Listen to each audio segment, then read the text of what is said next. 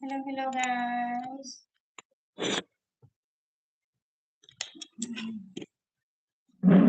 Hello.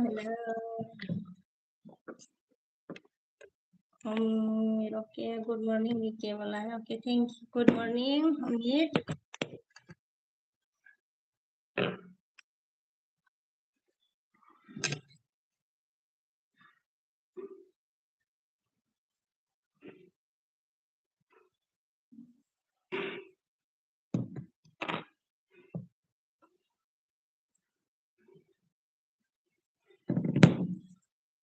Hello. Lagaper.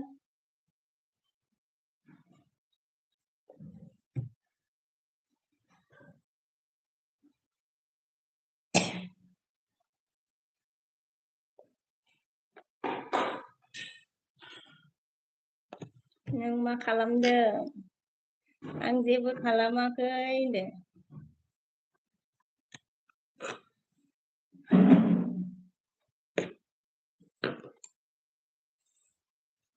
Hello. Lagaper. Sir dong.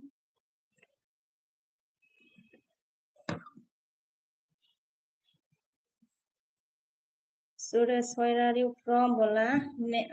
From Assam है मेरा Suraj. Umi ओंख्रि बानायनाय weekend आरोना माने ओंख्रिया दाल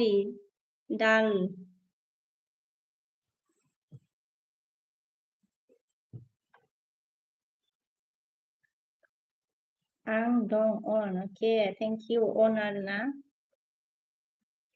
do you know हिंदी बोला है हिंदी मतलब आती है थोड़ी मतलब थोड़ा आती है सूरज आप कैसे हो बोलो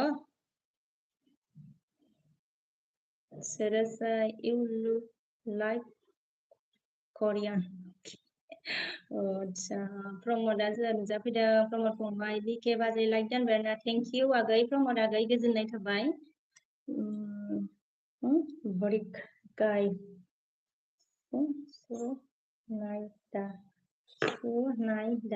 क्या लिख रहा है समझ में नहीं आ रहा सूरज ने क्या बोला कोरियन के गलती हो आप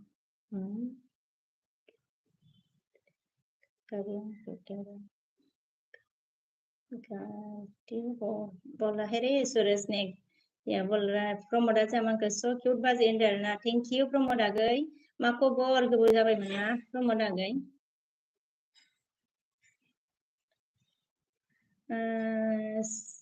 सिबुल ने क्या बोला तुम्हार बाड़ी कोटाई अच्छा बाड़ी मतलब असम में हेलो गाइस लाइक करो पूरनदीप ने क्या बोला सगर हाय फ्रॉम इंडिया बोला है अच्छा फ्रॉम इंडिया ओके उम्मीद ने क्या बोला thank you for 399 Diwali okay welcome उम्मीद दिवाली के लिए ओके पूरनदीप ने क्या बोला ले लव फ्रॉम इंडिया बोला अच्छा थैंक यू लव इंडिया को मतलब लव करता है okay ibu amang ke Asam Kodai Asam Bongaigaon Sibu Asam Bongaigaon Bidur good morning Bidur guys कौन है लाइक करो चैनल में नया है तो ज्वाइन करो उम्मीद अमन के दिवाली गिफ्ट दिया इसलिए बोला है ओ इसलिए ओके उम्मीद विदुर आई बस क्या बोला विदुर सूरज ने क्या बोला आपकी शादी हो गई क्या बोला हाँ हो गई है मेरा शादी सूरज बच्चा भी है मेरा विदुरा रईसर ना विदुर ने किया है हेलो गाइस कमेंट करो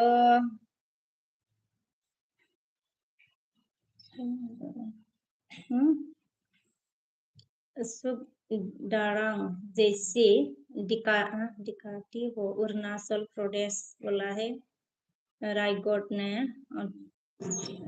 ओमफ्राय शिबु ने क्या बोला Assam कोदाय Assam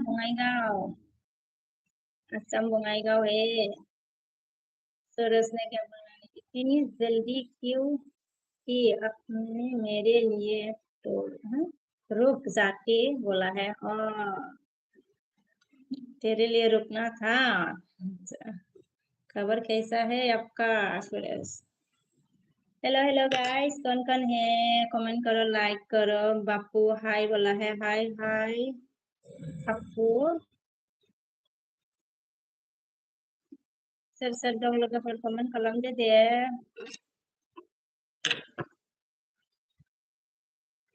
hello hello hello guys, कौन कौन है? महेश ब्यूटीफुल बोला, ओके थैंक यू महेश। कौन कौन है गाइस, कमेंट करो, लाइक करो। कौन कौन लाइक नहीं दिया, लाइक करो। हेलो हेलो हेलो, कौन कौन है गाइस?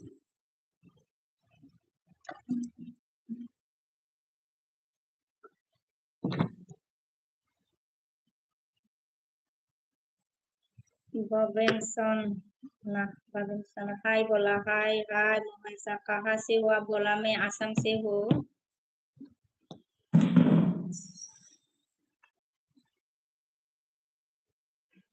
सुरेश ने क्या बोला? आप आ जाओ मिलने बोला है। कहाँ जाना है रे मिलने के लिए?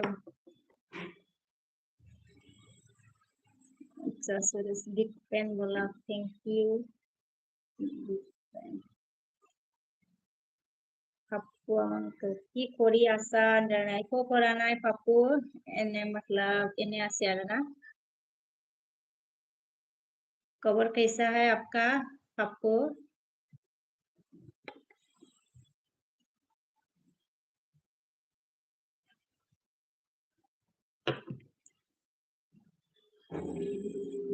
फिर इसने क्या बोला? Where are you from sister बोला है। फ्रॉम आसाम है, मतलब मैं आसाम से हूँ। पापा अच्छा है बोला है। अच्छा है ओके, मतलब अच्छा होना चाहिए ना खबर।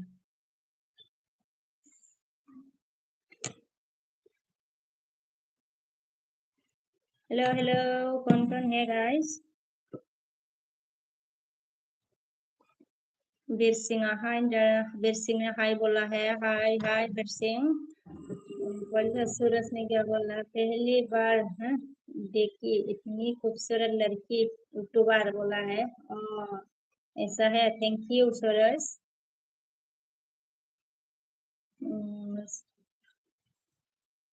श्रीने श्रीने परशरा, ओके हाय ब्यूटीफुल बेबी बोला है, हाय हाय हैंडसम।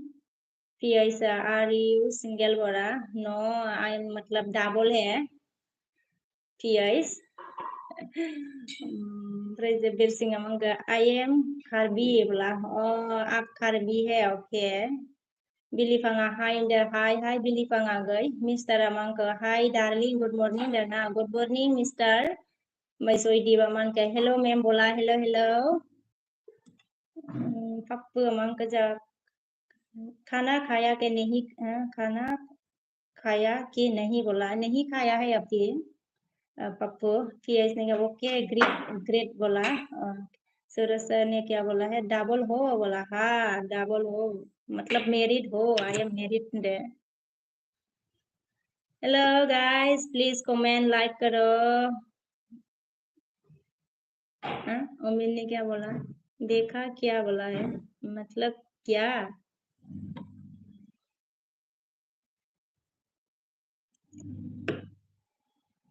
देखा क्या? बीर सिंह क्यूट गर्ल बोला, thank you. Suraj sir number दे दो अपना, मैं मिलने जाऊंगा। अच्छा आपसे बोला है। नंबर कहाँ दे, मतलब कहाँ दे दूँ? बेटोरा मंक ओके, लाइक ना बेटोरे से लिखा है ओके।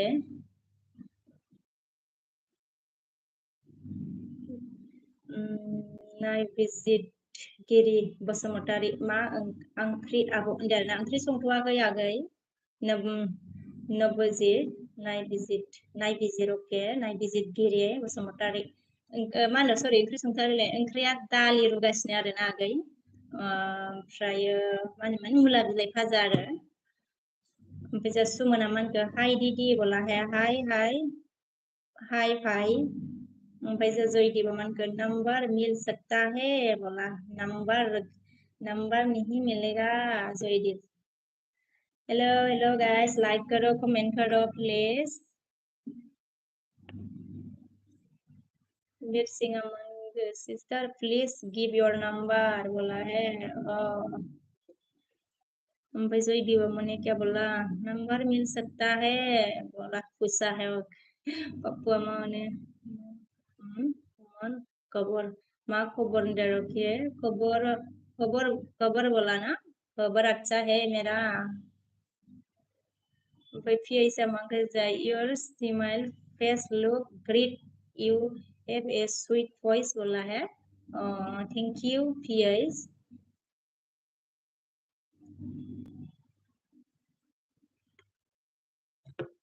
हेलो हेलो कौन है गाइस कमेंट करो सोर दं कमेंट खालामदे लोगोफोर लाइक होदो दे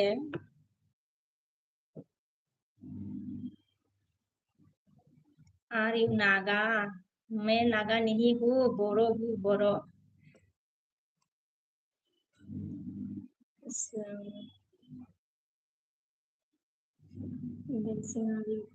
खेदी का हर हर महादेव बोला है खेदी ने हर हर महादेव खेदी गोपालमंक को हो हाय बोला है हाय हाय सूरज मंक किसी को नंबर मत देना मेरी अलावा ओके ओके सूरज पीएस मंक पीएस ने क्या बोला if you taking your sister बोला है कैस केस हाय बोला हाय हाय बेरसिंग बोरो गाल फूड बोला okay thank you बेरसिंग Suraj Suraj क्या लिख रहे हैं ये सब लोग है बोला पप्पू हाय हाय हाय पप्पू हेलो गाइस कौन है प्लीज कमेंट करो लाइक करो चैनल में कोई नया है तो ज्वाइन करो ये समन को बोरू आर नाइस पीपल बोला के अमीर सिंह अमन के दीदी खाना खा लिया बोला नहीं खाया है खाना अभी रबिया ने क्या बोला रे ओ कमिया लिखा सुनी ना पाई रे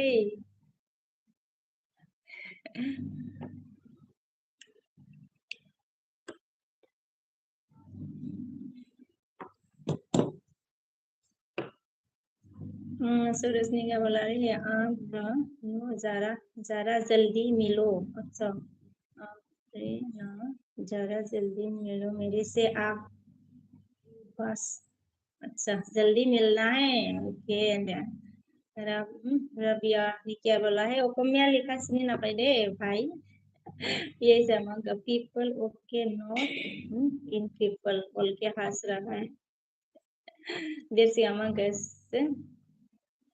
sister where are you from बोला मैं असम से हूँ बरसिंग रबिया ने क्या लिया हेलो गाइस कमेंट करो लाइक करो गाइस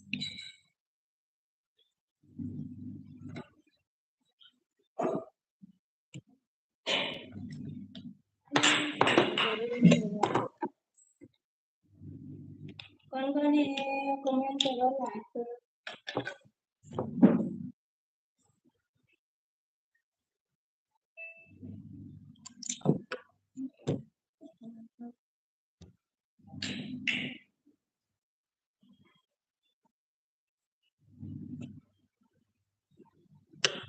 हम बस मैसेज पर ऊपर कर रहे हो रिप्लाई क्यों नहीं दे रही है अच्छा रिप्लाई भी देना है सूरज वीरसिंह क्या बोला Rabi Veersingh I am also Assam बोला है आपकी मतलब असम से है ओके वीरसिंह आप भी आसाम से हो? ओके। PI से मांग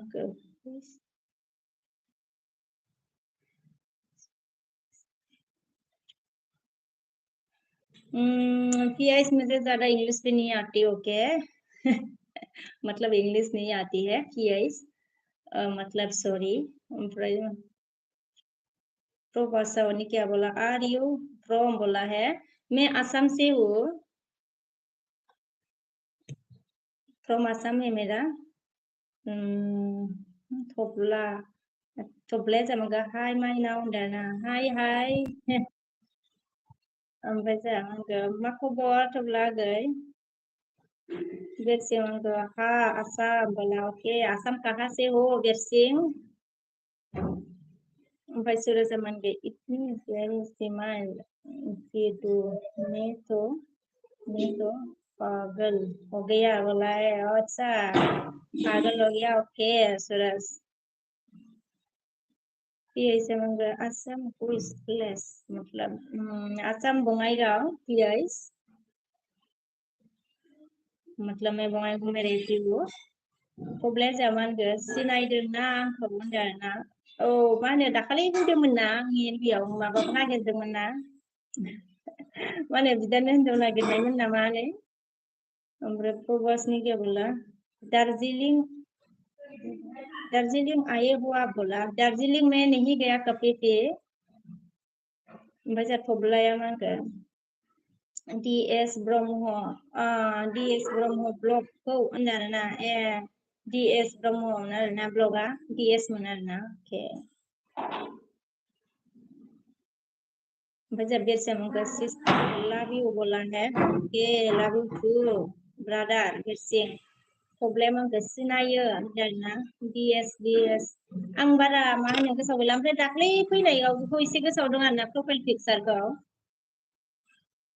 नंगौमोन ना? ओके। ओमफ्राय थब्लाया औ होनदों आरोना। PI मांगो I love you। ओके सुरजा मंगरी एक बार दो मेरे लिए कैमरा पर मतलब स्क्रीन में कौन किस करता है रे सूरज? थब्लानि क्या बोला? आंनिखौ SB सॉरी SB खालामदोंमोन ना होनदोंना SB खौ अच्छा साब ओके आंनिखौ साब खालामदोंमोन ना होनदों आरोना। नोंनिया माबा चेनेला बे थब्लाया नङामोन ने? नायफिननांसिगोनसो दे आङो। मा होनो थब्ला आगै नायफिननांसिगोन आङो। ओमफ्राय जों दावहारु हाय आब' होनदोंना हाय हाय आगै दावहारु थब्लाया जामानखौ औ आंनो फैदों होनदों आरोना। औ नोंनोमोन ना एसे गोसोआव दं प्रफाइल पिकचारखौ।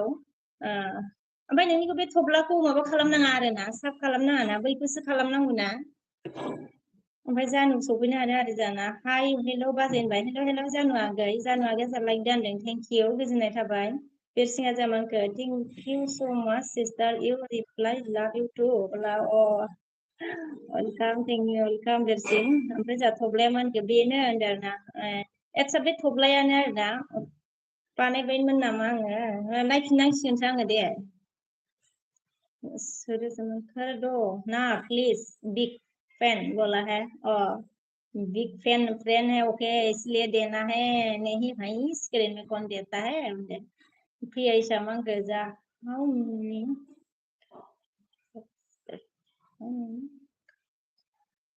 मतलब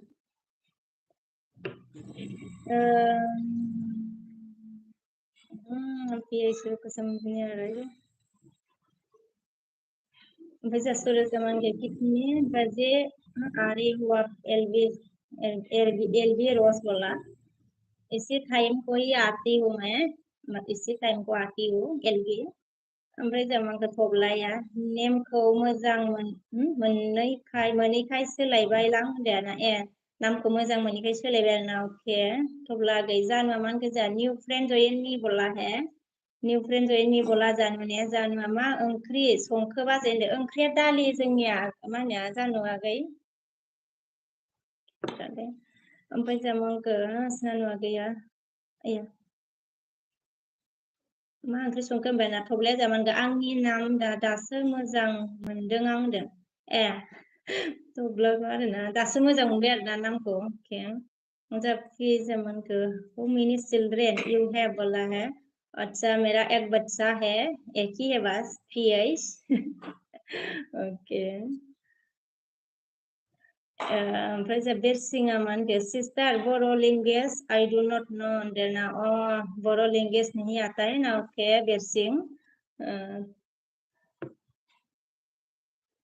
ओमफ्राय जा लीला लीला मानखो where are you from बोला from आसाम है मैं आसाम से हूँ Assam okay do okay great बोला है ओमफ्राय जे डिक्की हेलो फ्रेंड बोला हेलो हेलो फ्रेंड कैसे हो ओमफ्राय जा थब्लाया मा होनखो हाँ प्लिज अच्छा सोरनोबाफोर चेनेल दं एसबि साब खालामलायनोसै होनदोंना सोरबाफोर जानो आगै थांखो ना माखोथाय नैबे थब्ला फाग्ला आरोना बेजों मा होनो साब खालामलायनो हागौमोन थांखो ना माखो ओमफ्राय बेनसिङा मा होनखो हाँ प्लिज बोलो हिंदी एंड इंग्लिश बोला इंग्लिश नहीं आती भाई दे सुरेश मतलब हिंदी तो आती है सुरेश मंग जा अच्छा चलो रो के बोला कर दो ना प्लीज बोला है और ये भी रोने का बात है किने के बोला रे हाउ नाइस बोला थैंक यू पीएस हमको I will subscribe to your channel बोला thank you very much PS thank you so much ओमफ्राय जा रबिया मंक कैसे हो ब्यूटीफुल बोला मैं अच्छी हूँ हैंडसम आप कैसे हो बोलो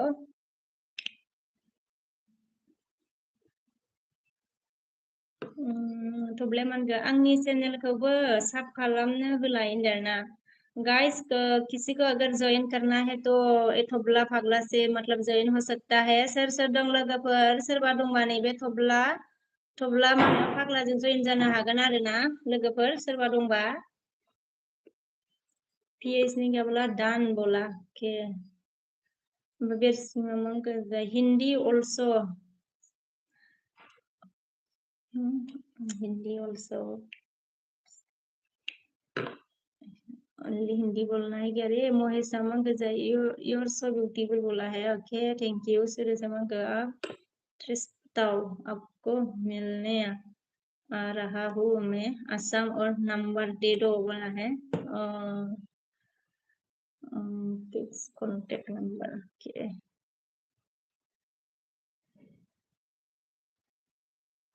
हेलो हेलो कौन है गाइस कमेंट करो लाइक करो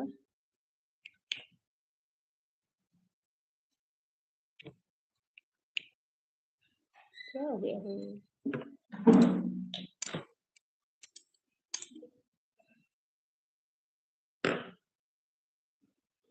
Modana, hi Dana, hi Modan. Will Simanga sister, are you single? बोला नो, मैं सिंगल नहीं हूँ, डबल हूँ.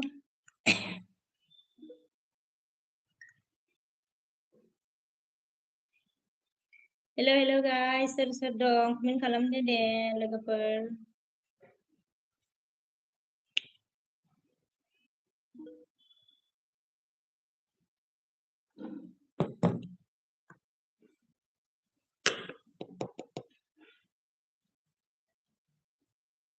अब नहीं, अब मेरे मैसेज का रिप्लाई ही नहीं देते हो बोला है अच्छा रिप्लाई तो मतलब दे रही है सूरज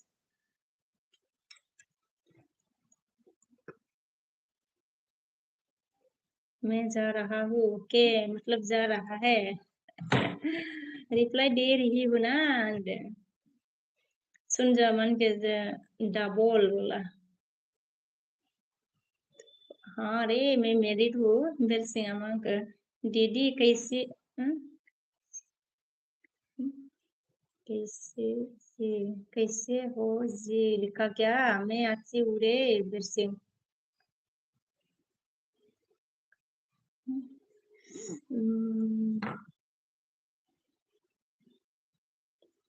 Tulsi Boraja Manka. Nice abundant. Thank you, Tulsi Agai. See your beautiful bola. Okay, Surya Manka.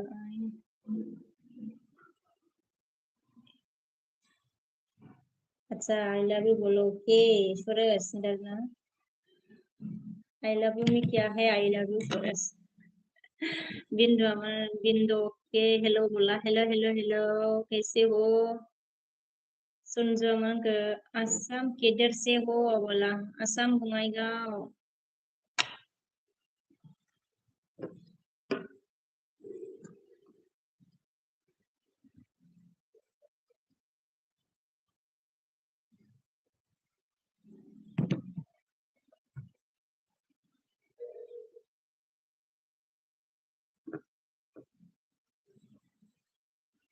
सुनजो ने क्या बोला किधर बोला चिरां डिस्ट्रिक्ट है असम बंगाईगांव इंडिया असम बंगाईगांव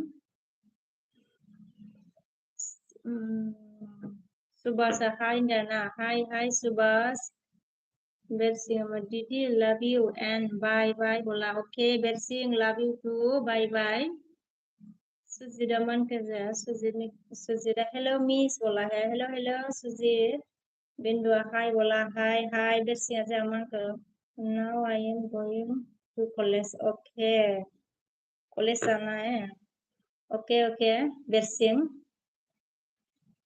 सूरज ने love भेजा okay thank you सूरज सुन जा बोला है सुजी ने क्या हाल है बोला है हाल मेरा अच्छी है आपका कैसा है अच्छा सुजी ने क्या हाल है बोला ओके मेरा अच्छी है सुजीत आपका कैसा है बोलो आशीष हेलो जी बोला हेलो आशीष कहाँ से हो बोला मैं असम से हूँ आशीष वेयर आर यू फ्रॉम बोला फ्रॉम असम है मतलब असम से हूँ मैं सरसा मांगे एक बार कर दो मजा आ जाता बोला नहीं रे सुरेश बस सुनीला मांगे जा टीमी नानी ने सुनील क्या बोला को हो टीमी नानी बोला है नेपाली हो क्या आप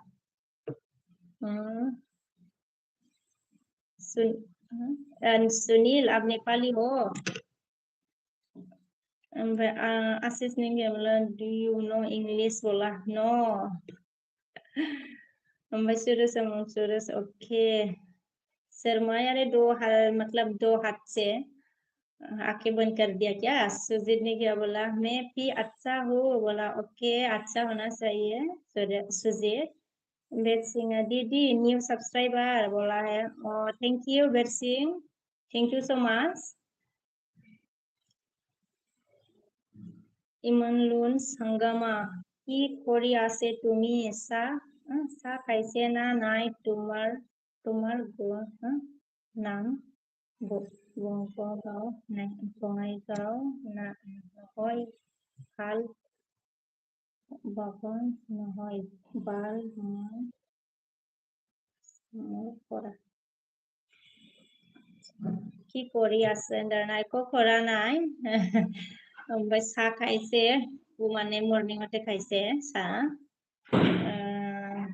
सूरज सामान के जा आपको नेपाली आती हो बोला नहीं सूरज नेपाली नहीं आती है सुनील अमन गई यस आई एम नेपाली बोला है और आप नेपाली हो ओके पशु जी डमन गई यार मिस अपना नंबर नहीं दिया क्या बोला है मिस अपना नंबर नहीं दिया क्यों बोला है नंबर नहीं देना है स्क्रीन में किसी को सुजीत आशीष ने क्या बोला क्यों आपका नंबर मिल सकता है मैं आपको दूंगा बोला है ऐसा है प्यार करना है तो अपनी बीवी को अच्छे से प्यार करो आशीष आशीष ये आईडी दे दो ईमेल आईडी दे दो बोला है आशीष ने ईमेल आईडी देना है बिरसिंग अमन के यो वेलकम सिस्टर बोला है। Okay thank Birsing. Hi beautiful बोला हाय हाय हैंडसम बिपिन अमन के कटा पता हो टपिया बोला रे, समझ में नहीं आ रहा रे कौन सा पासा है ये। सुर समंग में क्लेस ओके लाफेजा ओके सुर समंग में के लिए कैसी पी लैंग्वेज सीख लूंगा बोला है। अच्छा बोरो लैंग्वेज सीखो। सीखना है तो प्रॉब्लम आंदो नोंखौ हाबा जाना बादि नुवा आंदो ए नंगौ नामा? ओमफ्राय जोंहा बिपेन पता पता हो थाबाय है समझ में नहीं आ रहा रे बिपेन कौन सा पासा है रे मतलब आप कहाँ से हो बताओ। ओमफ्राय जोंहा बुलेट हाय ब्यूटीफुल गुड मॉर्निंग बोला बुलेट ओके हाय हाय बुलेट गुड मॉर्निंग हैंडसम आशीष अमन के मेरी शादी नहीं हुए बोला है। अच्छा आपका शादी नहीं हुआ है ओके शादी नहीं हुआ है तो शादी कर लो। आशीष बिपिन अमन के जा ओ बिपेन मुझे आता नहीं रे क्या लिख रहा है। बोले रमन के लुकिंग प्रिटी बोला थैंक यू मिस्टर लाइक करना okay mister like thank you ओमफ्राय जोंहा बिपिन अमन के काटा बट्टा हो बोला रे Bipin where are you from बोला अच्छा फ्रॉम असम है मैं असम से हूँ बिपेन कता पता हो इसका क्या मतलब है रे समझ में नहीं आ रहा था रे। मिस्टर अजमान के ओनर ना ओके थैंक यू मिस्टर ओन ओके पुलिस अमन के वेयर आर यू फ्रॉम ना फ्रॉम असम है मैं इंडिया असम से हूँ इंडिया आसाम से हूँ मैं मिस्टर ओनर ना मिस्टरा मैया एलबि होनो होननाया माथो होआसै नोङो मा खबर ओमफ्राय मिस्टर बिपिन अमन के वेयर आर यू फ्रॉम बोला फ्रॉम आसाम है मिस्टर ओन है thank you mister Bipin Aman के where are you from Bipin Nepali बोला ओ नेपाली ओके ये नेपाली भाषा है इसलिए तो मुझे नहीं आ रहा था सूरज अमन हैंडसम तो मैं भी हूँ बोला आप भी हैंडसम है ओके ओमफ्राय मिस्टर ओन ओके आशीष अमन के ईमेल आईडी जाना पर्सनल बात कर सके बोला है। अच्छा क्या पर्सनल बात करेगा आशीष मैं पेमेंट कर दूंगा आपको बोला है। अच्छा इसलिए ईमेल आईडी चाहिए पेमेंट करने के लिए देवा मांग के हेलो दीदी गुड मॉर्निंग बोला हेलो हेलो देव गुड मॉर्निंग कैसे हो शुभम गुड मॉर्निंग डी बोला गुड मॉर्निंग शुभम शुभम भाई कैसे हो सरसा मांग आप भी सुंदर हो और मैं भी हैंडसम हैंडसम बुड्ढा है शक्ति कर जल्दी बेटा है शक्ति कर कर लो यार बोला है।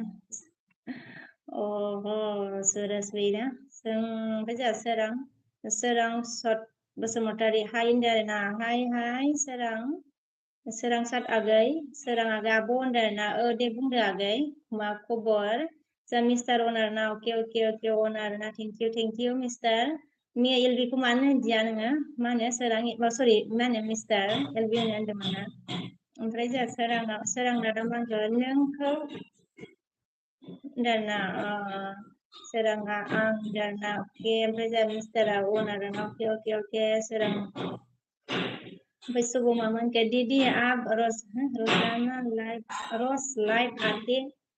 आते हो क्या बोला हाँ मतलब कल भी इसी टाइम को मतलब आया था शुभम परसों नहीं आया परसों मतलब मैंने एलबी नहीं दिया था ब्रेक लिया था कल आया है और आज आया है शुभम ओमफ्राय जस्ट सब खालाम अके ओमफ्राय जों मिस्टार अनार ना अके सुरेशा जामोनखो ये क्या होता है? मिस्टर ओनर ना, ओके ओके ओनर ना। ओमफ्राय मा होनखो सोद्रोमा आपका बेटा कौन सी क्लास में पढ़ते हो बोला है। अच्छा मेरा बेटा क्लास 1 है अभी सूरज। सॉरी सूरज लाइने शुभम। मेरा बेटा अभी क्लास 1 है शुभम। मिस्टर राजा आङो डिउटियावसो दं दे बाय होनदो दे मा होनो मिस्टार डिउटियाव दं आरोना अके।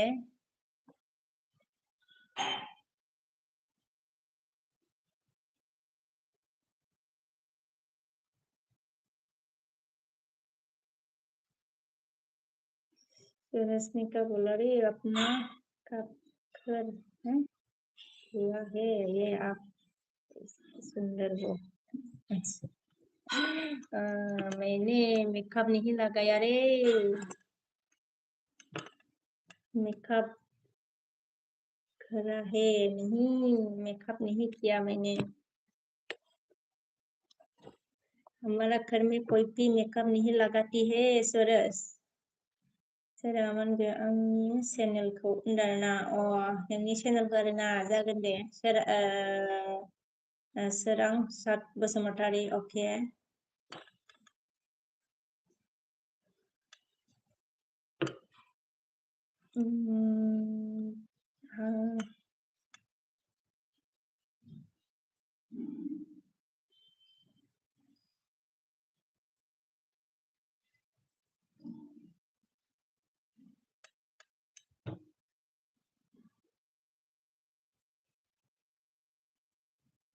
देवोशीष ने हाय बोला है। हाय हाय देवोशीष कर खेरेंगा जामंग मेरी वाइफ का मोबाइल है दिखे। अच्छा मेरी वाइफ का मोबाइल है दिखे बोला।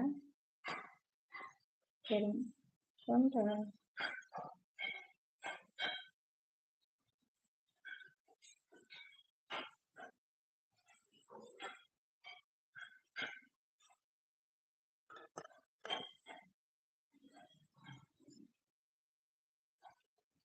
रुको guys।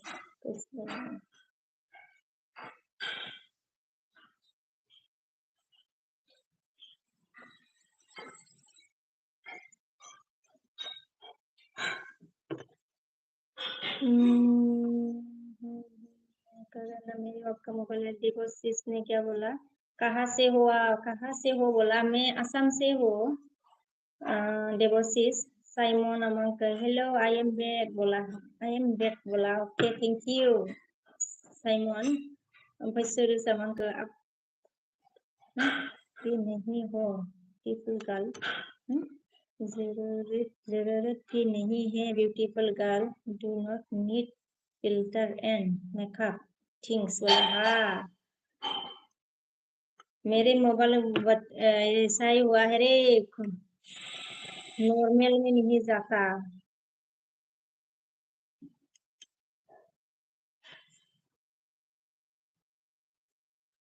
ओमफ्राय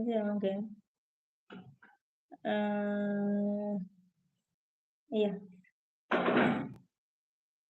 कहाँ से और आपको सूरज ने ऐसा लिखा है ओके। आपको जरूरत नहीं है। अच्छा सूरज ने ऐसा लिखा ओके। शुभ मामन के दीदी बाय बाय। मैं अभी में हूँ वीडियो लाइक मैंने कर दिया है बोला। ओ थैंक यू शुभम वीडियो में लाइक कर दिया मतलब अभी कर रहे हैं। ओके ओके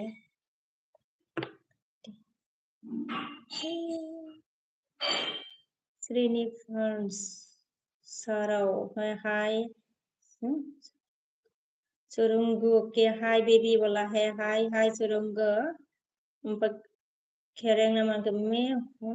अच्छा मैं हूँ 399 समझ में आया क्या? अच्छा 399 okay.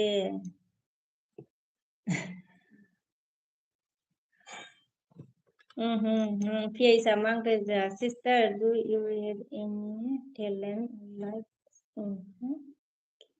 dancing, playing guitar?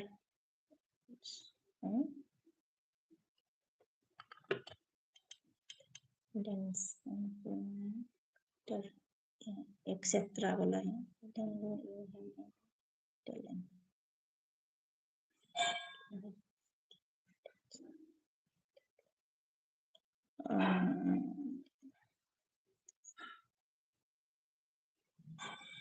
Simon daily hi बोला रे Sagara PK Berna Sagara like my okay thank you Sagara thank you like Berna गोजोननाय थाबाय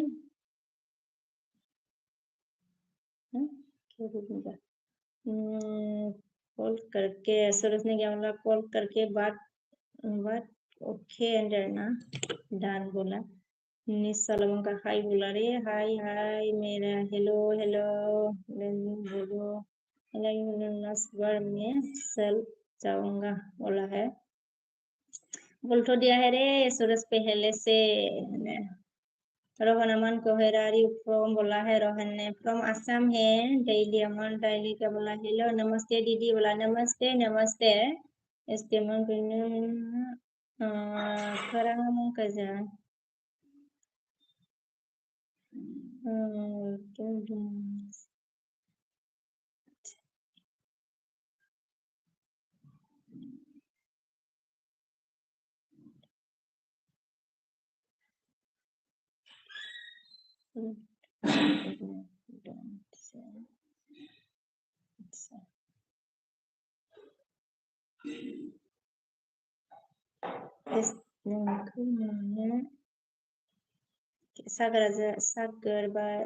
सागर मान के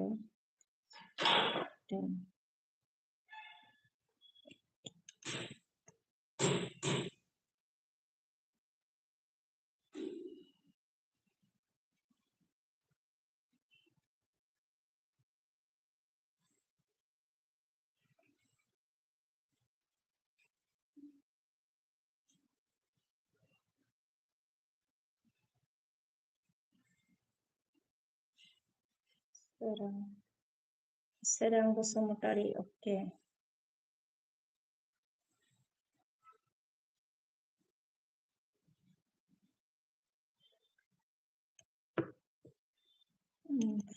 duanya mana mulai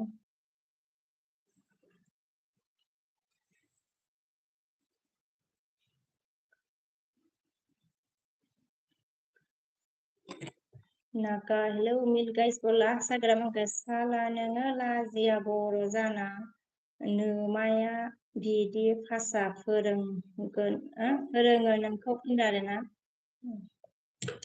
सोरां बसुमतारी एसटि मा होनो एसटि सोरां बसुमतारी सोरां सारना नामाबो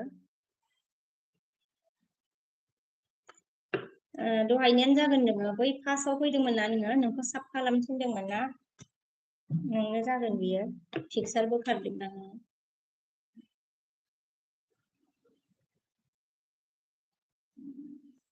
लाजिया नोङा लाजिया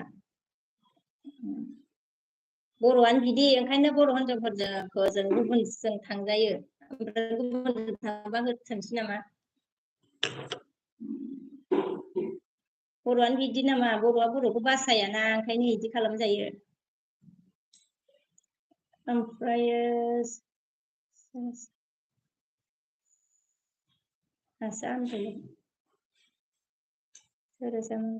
one bar please ola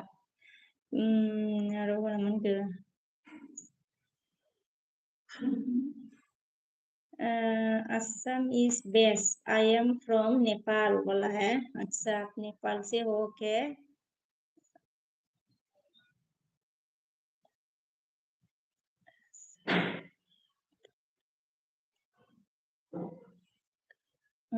अच्छा ये बात आपको पहले बोलना ये प्रेमिका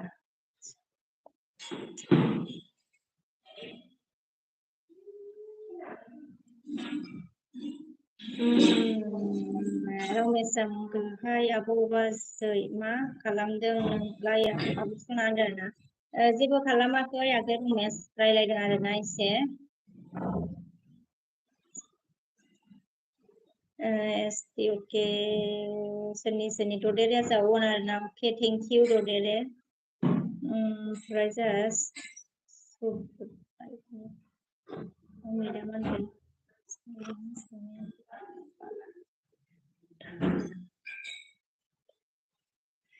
उम्मीद ने क्या बोला चाइनीज मील अच्छा बोलने वाला कुत्ता कहाँ चला गया बोला है उम्मीद ने। आज तो कौन आ गया रे मेरे लिए।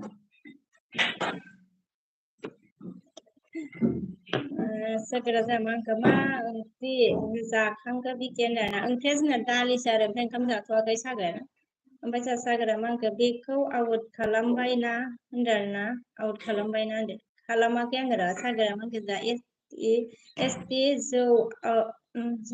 जाव आउट खालामगोन ना खालामाखै होनदों आरोना एसटिखौ आउट खालामाखै आङो।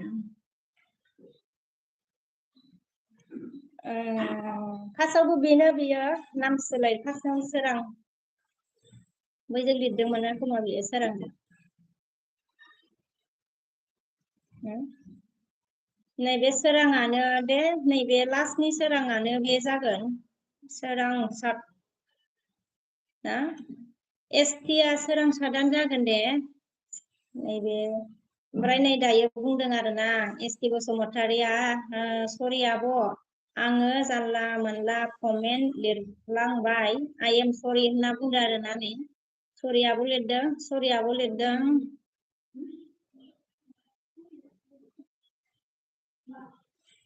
मायाव कलेज फरायो नामा नोङो बबेनि जाखो फंबाया आङो नोंनि मा होनो पिक्सारखौ दहायनो आङो माबा खालामना दोनखादों आरोना स्क्रिनशट खालामना दोनखादोंमोन ओमफ्राय पिक्सारबो खादोंमोन ना नोङो नामा 183 बे एसटि आबो नोंनिनो आइडि मोन दा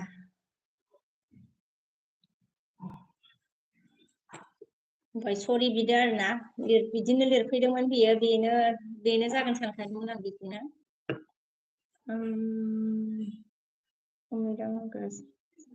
Omni habla Chinese mil bol raha था ना we are not Chinese we are India government उसका में बहन नहीं क्या बहन है क्या बोला है घर में उसका में बहन नहीं है क्या बोला है ओमफ्राय सागोरा मोनगोन नाम सोलाय फैयो नामा एथ' गाज्रि सोदोब बाहायो होनदों नाम सोलाय फैयो बर'आनो फैयो बाखि आउटनिफ्राबो मा होनो बर'आनो बांसिन फैदोंलै आंनियावथ' बर'आनो गोजा हिनजावफोरखौसो बुङोना हिनजावफ्रा बिदि हौवाफोरा नाय दे ओमफ्राय जोंहा सोराङा मा होनदों आब' साबस्क्राइब खालाम होनदों आरोना साबस्क्राइब नांगौबा बिदि बुंफैया दे मा होनो फंबाय मा होनो एलबि गिदिंखायो ना गिदिंखायामोन नोंलाय आंनि चेनेलखौ होनना थिनदों आरोना ओमफ्राय सोरांसार बसुमतारिया आंना चेनेला गोदानसो आब' होनदों चेनेल गोदानावनो नोङो सुरुआवनो बिदि कमेन्ट लिरो आरोना ओमफ्राय जोंहा आरजिया मा होनखो आब' नों आंनि सना होनदों आरोना आरजिया सोर जालायखो होनदों ओमफ्राय जोंहा राहुला हाय होनदों आरोना हाय राहुल हाय ओमफ्राय उमेदा सोर नाम सोलाय माबा सोर मा होनो सोरां यहाँ है ना सोरां सात बसुमतारी है ना वो मतलब दूसरा नाम लिया है आईडी से आया है एसटी आईडी से आया था मतलब गंदा कमेंट कर रहा था बोरो ही है बात वो भी बसुमतारी है पहले शुरू में आया था ना मेरे एलबी में तो गंदा बात लिखा अपी बोला शुरू मतलब अपी मतलब सॉरी बोला है अमित सागरामान के जहा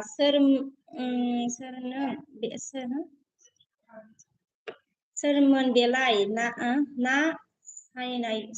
सिनायखायो नामा STखौ होनदों सोरमोन बेलाय ना सिनायखायो नामा STखौ होनदों आं सिनायखाया STखौ ओमफ्राय आं नैबेखौनो सानो बे सोरांनाथ बसुमतारी आगैया माने फार्स्टआव फैग्रानो बिदि लिरदों आरोना बिदि गाज्रि सोदोब लिरदों ओमफ्रायो आंखौ साब खालाम होनना बुंदों आरोना ओमफ्राय बेखायनो डाइरेक्ट सानदों आङो बेनो ST बसुमतारी सानदों माने सागोर ओमफ्राय जोंहा ममताया मानखौ लाइक दान आगै होनबाय थेंक इउ आगै ओमफ्राय जोंहा सोरांसारा मानफिन होनदों बे खेबसेखौ निमाहा होदो आब' होनदों आरोना खेबसेखौ निमाहाथ' होनो हायो मा होनो फंबाय बाट नोङो मा होनो आइडि सोलायनानै आरोना आंनावल' नङा आरोना गुबुनफोरनावबो बेबायदि माबा नाङा आरोना नोङो फंबाय लिरनाङा बर' जानानै ओमफ्राय नोङो मा होनो इउटुब चेनेल खुलिबायब्ला मोजां लामाजों लांनो नाजादो होमबानो मोजां जालांगोन गाज्रि लामाजों जुदि लाङोबाथ' हाखराव गोग्लैगोन सानसे फंबाय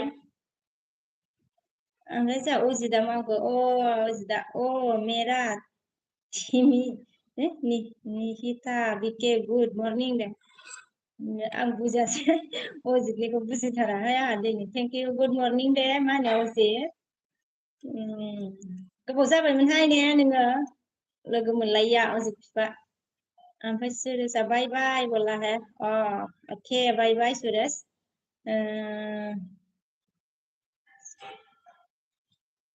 रमेश हाय बोला अके हाय सोराङा मांखो बे खेबसेखौ निमाहा होदो आब' होनदों दे जेबो नंला दे मा होनो सोरां ओमफ्राय जोंहा ममताया मा होनखो मा ओंख्रि संनांगौ जाखो आगैनो ओंख्रि आन्दायदों नामालाय मा होनो ममता सिस्टार मा ओंख्रि संनांगौ होनदों जोंबा दालिसो संलायबाय जानो बाबाबो गवा ममता सिस्टार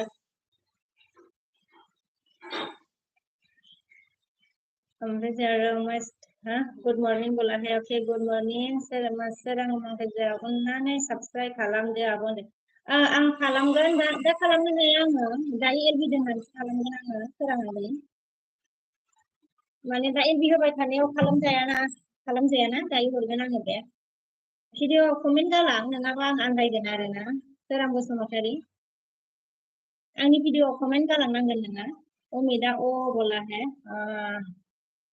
रमेशआ मांखोजा बाजै नोंना नामा सोलायबाय नामा होनदों आरोना बाजै नोंनि नामा सोलायबाय नामा होनदों आरोना आंनि नामा सोलायनो माने आंनि नामा मा सोलायनो आं बुजियासै रमेश मा होनो नोंखौ बे बिस्रानिजों साब खालामदोंमोन नामा आंना मा होनो बिस्रानिया मोनसे बेलेग चेनेल आरोना रमेश ओमफ्राय नोंखौ आं मेन चेनेलजों साब खालामदोंना खालामाखैमोनथाय मिथिला आरो आङो कमेन्ट गालां दे रमेश आंनियाव नैबेयाव दा एलबि होबाय थानायाव भिडिअ कमेन्ट गालां ओमफ्राय जों आरजेया आब' नोंनि नाम्बारखौ हर होनदों आरोना आइ आरजे सोर जालायखोलै सोर जालायखो फंबाया होनदों रमचंद्र आप कहाँ से हो बोला मैं असम से हूँ बजाओ मेरा मन कर मेरा पिता को नाम भी सरम देवो वर्मा हे बीके सरम मेरा बेटा अच्छा मेरा बेटा का नाम भी सरंग देवो वर्मा है बीके बोला सरंग नाम है ओके अच्छा नाम है उम्मीद सागरा मानखो बे आगै जायो नामा होनबा उन्दैनिफ्रायनो मोजां मात मोना बिदि गथ'आ होनदों आरोना बे आगै जायो नामा होनबाय मानसियाबो बारा गिदिर नङा माथो कलेज फरायफुनायसो खोमा ओमफ्राय जोंहा ममताया मानखो आगै नङा नोंबो एन हाउस वाइफसो होनदों ना आगै नङा नोंबो एन हाउस वाइफसो होनो ममता सिस्टार होनफ्रांदों खोमा आङो मा होनो ममता सिस्टार आब' होनफ्रांदोंदां आङो ना ओमफ्राय मिनिबाय आरोना जा ओमफ्राय मा ओंख्रि संनो नागिरखो बिमला हेल' होनदोंना हेल' बिमला मा खबर बा मा खबर होनदोंना खबरा मोजां आंना माने बिमल उजिदा जाबान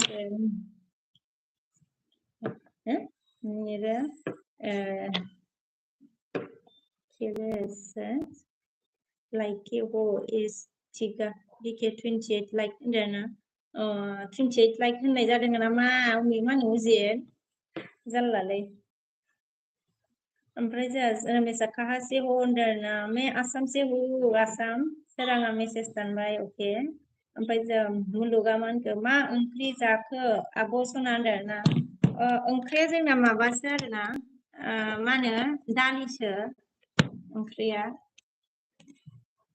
दालि ओंख्रि आरोना ओमफ्राय आब' मा भिलेज नों सिना होनदोंना आदसा भिलेज आं बङाइगाव सोरां ओमफ्राय जोंहा आरजिया मा होनखो आब' नोंनि नाम्बारखौ हर प्लिज होनदों आरोना जोंहा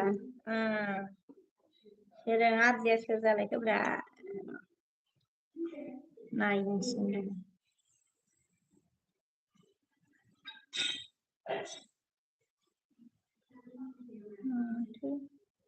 सब खेलेलायनायसो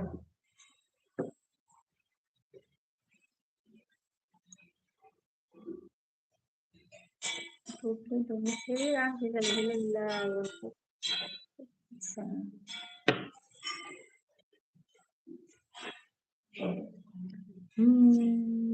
थांखो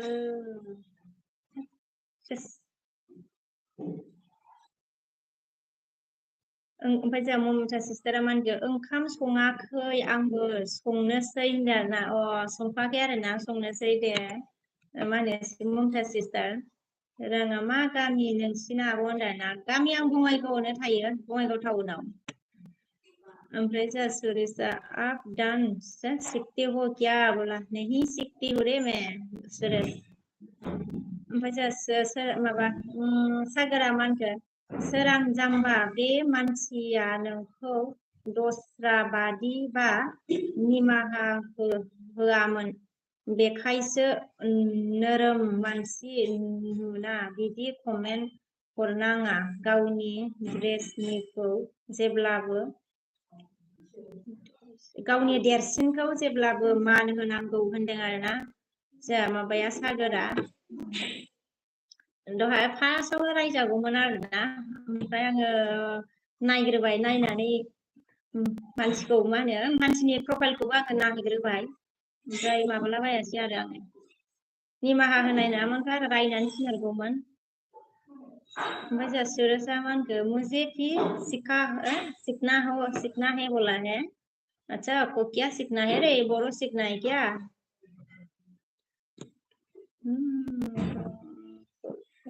उजिदा मा होनखो ओके बाय बाय दिके होनदों बाय बायसो आरोना उजिदनिया ओके बाय बाय सागोरा जा अन आरोना थेंक इउ सागोर ओमफ्राय उम्मीदा जा मा होनखो मेरा कंप्यूटर का स्टेमिस खराब हो गया इसलिए काम नहीं कर पा रहे है बाजार जाके एसएमएस कर देना होगा मैं बाजार जाता हूँ बीते वाला है ओके ओके उम्मीद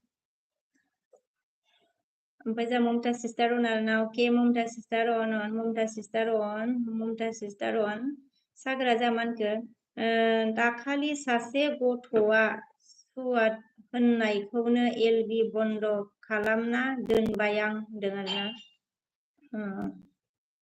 दाखालि सासे गथ'आ सुवाद होननायखौनो एलबि बन्द खालामना दोनबाय आं होनदों गथ'आ माने सुवाद होननायखौनो एलबि बन्द खालामना दोनबाय आरोना नों सागोर ओमफ्राय जोंहा माबा ममता सिस्टारा अन आरोना अके सिस्टार अन थेंक इउ सिस्टार अन थेंक इउ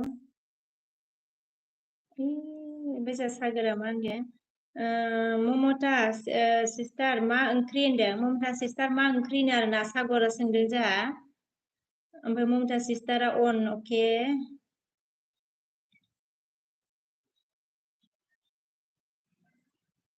अके आरो जे आई एम इउ सना होनदों आरोना आरो मत आई एम इउ सना होनबाय आरोना सुरसा डांस होनबाय आरोना सुरसा आपके साथ बोला है मेरे साथ डांस करना है मुझे डांस नहीं आता है रे सुरस करना हेलो बोला हेलो हेलो करण ने क्या बोला तुम नेपाली नेपाली सा मैं मतलब मैं नेपाली नहीं हूँ रे मेरा मन कर लंका कुत्ता है क्या तुम इससे बात करते हैं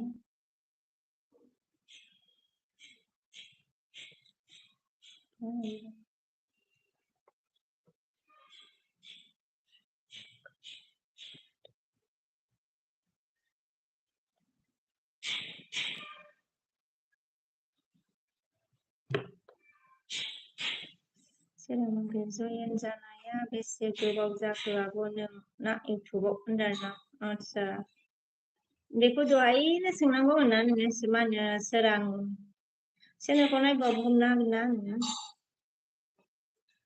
ओमफ्राय जोंहा उनाव खिथासिगोन दे आङो सोरां मा होनो के प्रवीण हाय बोला है ओके सिनि आइडि ले okay okay okay okay hello सोरा मानखो मोजां मोजां कन्टेन्ट लाबो आब' एबार होनदों आरोना आंना भिडिअ'आ मा होनो मोजाङानोखा मा होनो सोरां ओमफ्राय जोंहा सोरसा मानखो आपको आता है डांस मैंने आपकी वीडियो देखी है बहुत बोला है ऐसा है थैंक यू वीडियो देखिए तो प्रोवीना हेलो हेलो हेलो बोला हेलो हेलो प्रोवीन सुरसमंकर बहुत अच्छा डांस करते हो आप बोला okay thank you Probin hello hello hello hello hello hello hello ये कौन सा जाकर एलबी है ना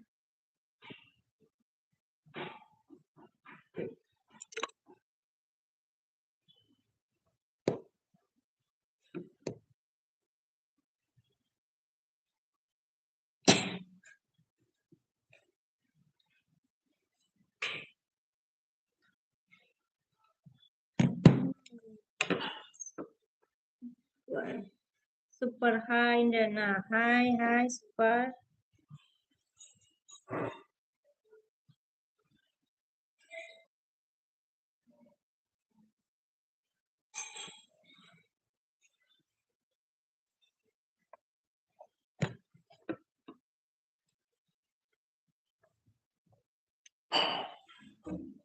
Dorson hello hello super oh ini na super oh मेरा मन कर देख कर दिया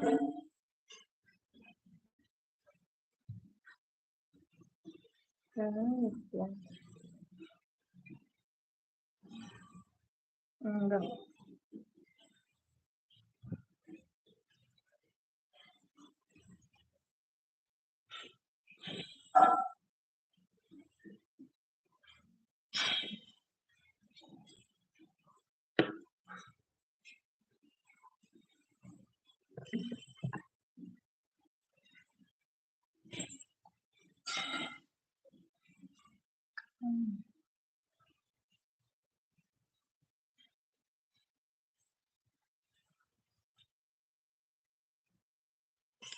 हाँ देख लिया है मैंने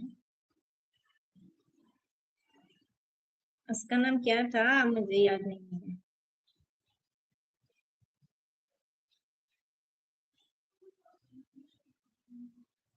देख लिया मैंने उम्मीद सुपर हाउ आर यू बोला है मैं ठीक हूँ सुपर आप कैसे हो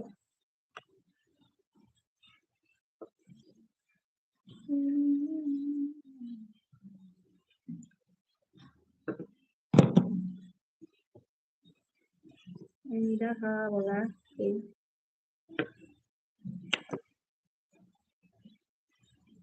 राहुल आप इंडिया से हो बोला है। हाँ मैं इंडिया से हूँ राहुल।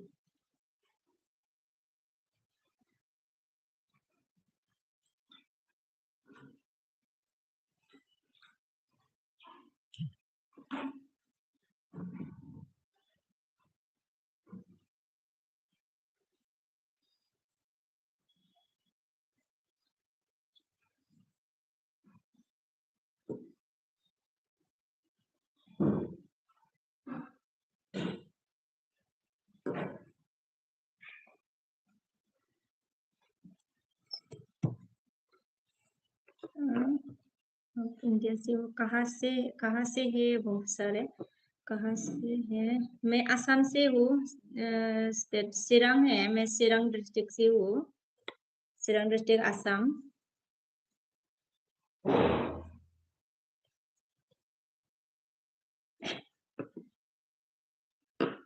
हेलो हेलो लोगोफोर, सोर सोर दं, कमेन्ट खालामदो दे, कमेन्ट।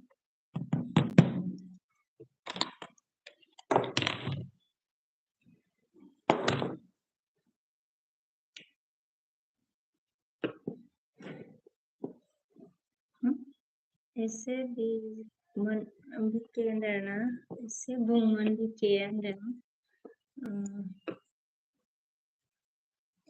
दहायनिखौ होनदोंमोन नामा सागोरा? दिमागा गरम जायोना, बाथ्रा माबाबाथाय सागर। अच्छा राहुल अमंक बहुत खूबसूरत हुआ बोला है। Thank you Rahul. रमेश अमंक बाजै मा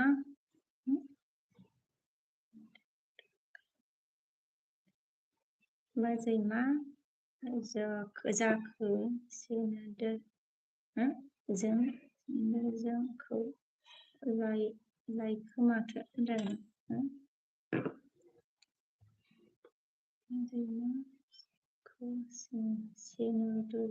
आंखौ लायाखै माथो होनदों आरोना। लादों नोङो नुवाखै खानाय खोबनायखाय। मा होनो थांखो रमेश, खानाय खोबनायखाय नुवाखै नोङो।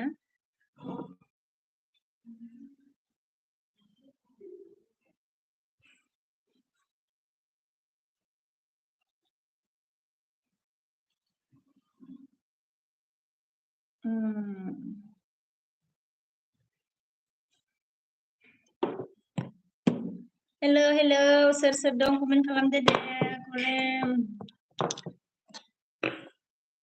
मानो ओंख्रि होनदोंना, मानो ओंख्रि। आं बे ओंख्रि सोदोबखौ बुजिया दे सागोर, सिरि होननाय जायो नामा? मानो मा ओंख्रि नामा? आङो आच्छा सिरि, अके माने सिरि होनदों बिदिसो।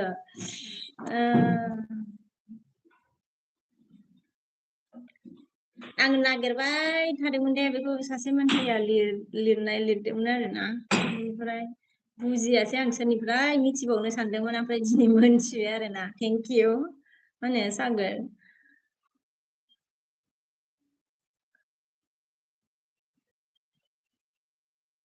ग्रीन ओमफ्राय जोंहा नन्दुआ मांखो हेलौ।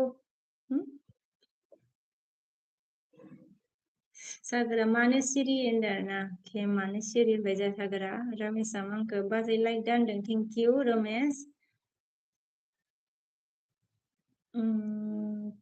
सागरा मानखो नालाय सिरि होनना मिनदों आरो, बिदिसो आरोना। आच्छा दिनैसो मिथिबाय आङो। फिर जो मेरा मन प्रिय नहीं आया, क्या बोला नहीं आया है, टाइम नहीं हुआ है। उम्मीद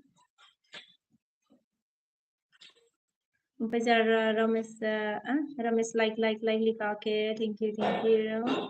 जमुना मंके हेलो दीदी सब करो बोला है। हेलो हेलो जमुना देव वर्मा ब्लॉग, ओके। सब करूंगी, मेरी वीडियो में कमेंट्स करके जाइएगा, आपको बाद में रिटर्न करूंगी मैं। Jumuna. Good morning bola. Okay, good morning like done. Thank you Jumuna. Thank you very much. But Romesa like done. Thank you. Four Romesa like लिखा है. जितुल एसामिस आते हो बोला है नहीं आते रे तोरा आती है Ampera sama kerja flower bernama ke sunflower okay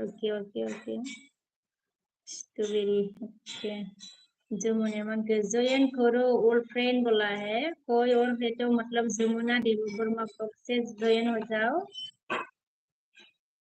guys Ramesh okay on है नानू क्यूट आंखिजी बोला है ओके उम्मीद है जमा कर जमुना नोङो बर'नि अंखा सा ना जमुना नों बर'नि अंखा सा बोला है उम्मीद देव वर्मा ने रमेश ओके विजय हाय मेरना हाय विजय रोमेशा नमस्कार ओके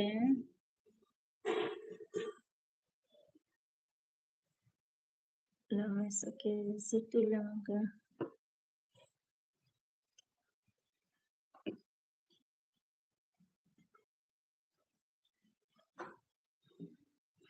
हाँ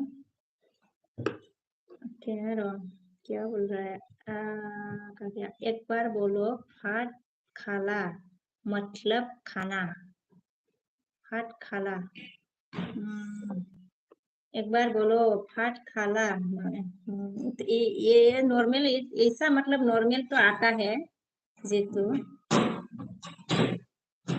मतलब खाना हाँ रमेश आमंग जा ओके रमेश ऑन है थैंक यू रमेश सोरा आमंग आबो दा सब्सक्राइब खालामदो ब्रा कमेन्ट गालांदे खालामना हरगोन आं मा होनो सोरां बसुमतारी सोरांसार बसुमतारी सब खालामना हरगोन दे आङो ओमफ्राय माबा कमेन्ट गालांनांगोन दे कमेन्ट गालांबासो हरनो हागोन आङो नाबा आन्दायोना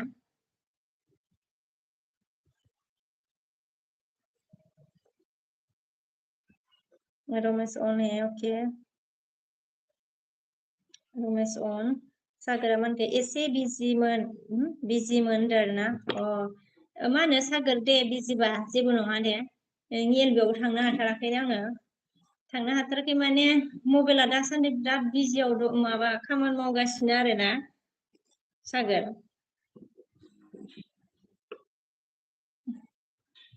ओमफ्राय नटिफिकेशनबो फैला माथो माबानि एलबिनि सिगाङाव फैयोमोन दासान्दि फैयाखै माथो ओमफ्राय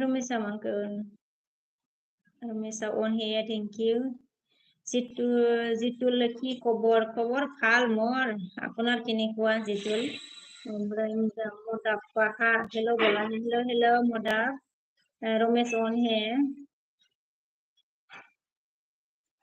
के जितुला मानखौ मोजां ना मोजां आंनिया खबरा उम्मीदा मानखौ मोजां इदिसि गाना दे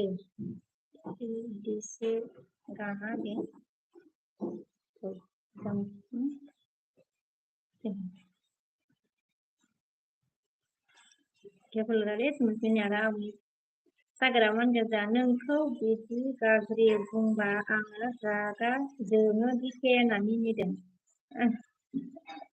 आदसा नंगौ नामा सागोर नोङो आंखौल' नङा सोरखौबा नायनो हानाय नङादां नोङो नायनानैनो सिनायखायोना मानसिखौ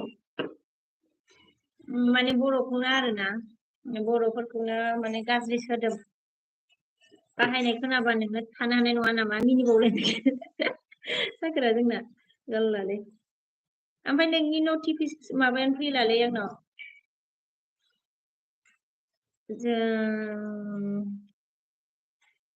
जमुना देवबर्मा ने इमो लिखा है मुझे मतलब त्रिपुरा का भाषा नहीं आता है रे जमुना ओमफ्राय रामेश्वर जा अन आरोना ओके थेंक इउ उनुस ने क्या बोला हाय कहाँ से हो बोला मैं आसाम से हूँ उनुस जमुना मानके नोंलाय ब्र अच्छा नोंलाय ब्र नु बोला है जमुना ने जितुला मानके फाल ना अच्छा फाल के रमेश ऑन है रमेश ऑन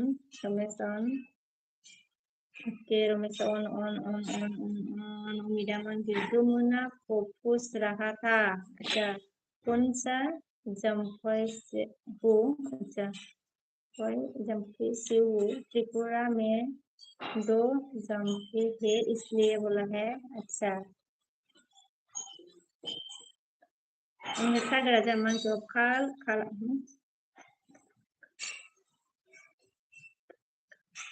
फाट खाला নহয় फाट खाले बोली खोबा हाना फाट खाला নহয় फाट खाला बोली खोबा हा होनदों जायानो बुंबाबो आंना मा होनो सागर रमेशआ जाबावनानैना रमेशआ हा मिनिबा हास्रा हे रमेशआ हाय होननानै माबा रागा जोंबाय आरो ने जोङो उम्मीदा मानके इमो मतलब हा हे रे बिकायानो अच्छा हा हे इमो का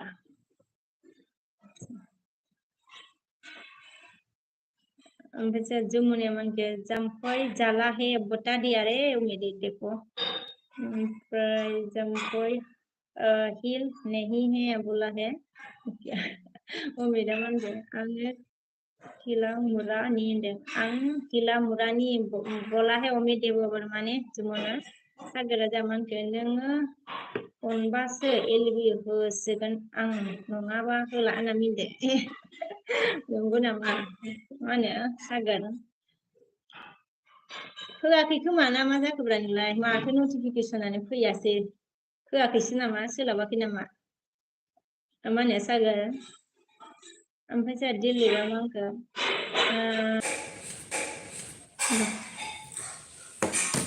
फोन खालामनानै जानला मोना हाय मैडम जी ड्यूटी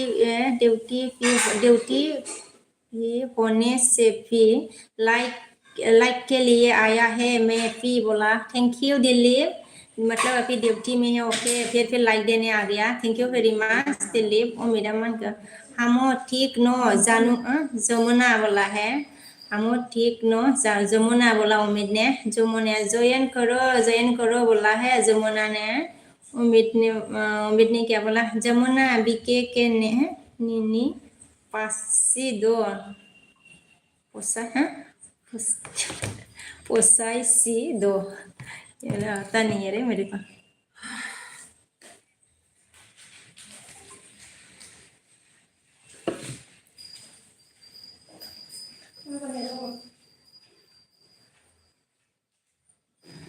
मा होनो सोरां आगै साब खालामगोन आङो ओमफ्राय शेयार खालामलायनाङा साब खालामगोन आं कमेन्ट हरनानै दोन दे मा होनो सोरांसार बसुमतारी कमेन्ट गालां भिडिअआव दे ओमफ्राय आङो दायो मा होनो एलबि होनायनि उनाव दसे थानानै फिसालाखौ लायगोन आं बिजि जागोन आं दायो माबायावसो सोलाबगोन आरोना जायखिजाया कमेन्ट हरनानै दोनगोन आङो साब खालामनानै कमेन्ट हरना दोनगोन आं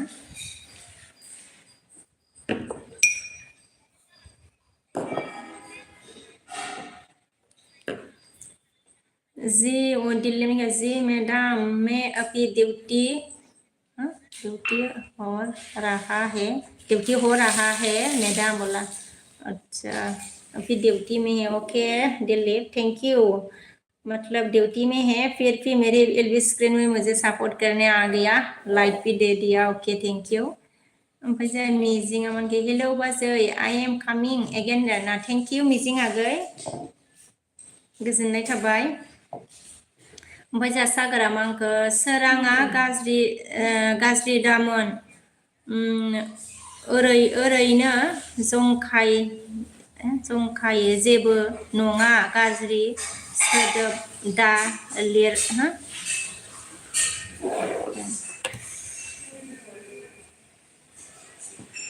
सोराङा गाज्रि दामोन ओरैनो ओरैनो जंखाय जेबो नङा होनदों जा सागोरा सोरां गाज्रि दामोन ओरैनो जंखाय जेबो नङा गाज्रि सोदोब दा बाहाय होनदों आरोना जोंहा मोजां होनदों सागोरा ओरैनो जंखाय जायो बाट गाज्रि सोदोब दा बाहायदेरदों जा सागोरा सोरां विद्युत जा हाय कैसे हो आप बोला है हाय विद्युत मैं अच्छी हूँ आप बोलो आप कैसे हो सोराङा मा होनखो दा बानायबाबो जायो आब' साबस्क्राइबा जाया आगै मा होनो सोरां जाया दा बानाय जाया एलबि होबाय थानायाव जाया मबाइला मा होनो गंनैबा जागौमोन थांखो बे मबाइल गंसेजों बानायना हरनि र'बा आङो नोङो दा बानायनाय नङा सानदोंदां मबाइल गंसेजों बानायना हरबाय दे आङो नै ओमफ्राय भिडिअ'थ' गैयाना आङोथ' कमेन्टबो हरना ना दंसो नामा आदसा भिडिअ मोनसेल' दं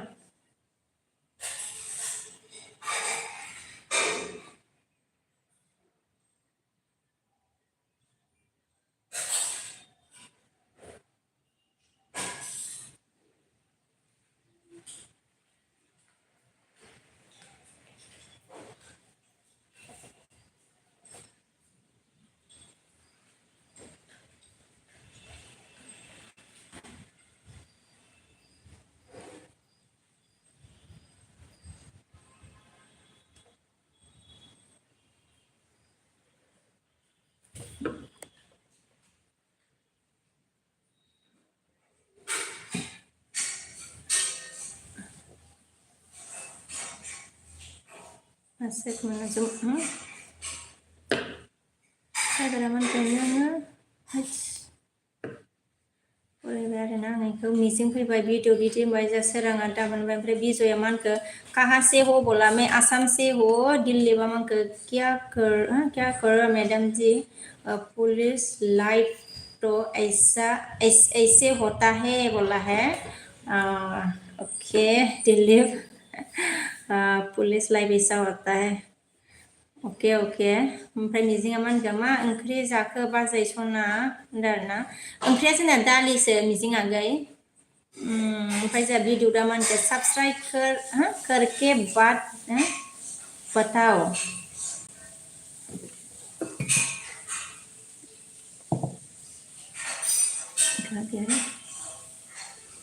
सब्सक्राइब करके बताओ दे दो करके बताओ दे दो अच्छा सब करने के लिए बोलना है वीडियो डामा मैं अच्छा हूँ बोला ओके अब अच्छा है किसी से ज्वाइन करना है क्या वीडियो सोरबा दंबा जॉइन जानो हागोन नैबे वीडियो ड्राबाजों अगर कोई है तो किसी को ज्वाइन करना है तो वीडियो ड्राबा से मतलब ज्वाइन हो सकता है गाइस अगर कोई नया है तो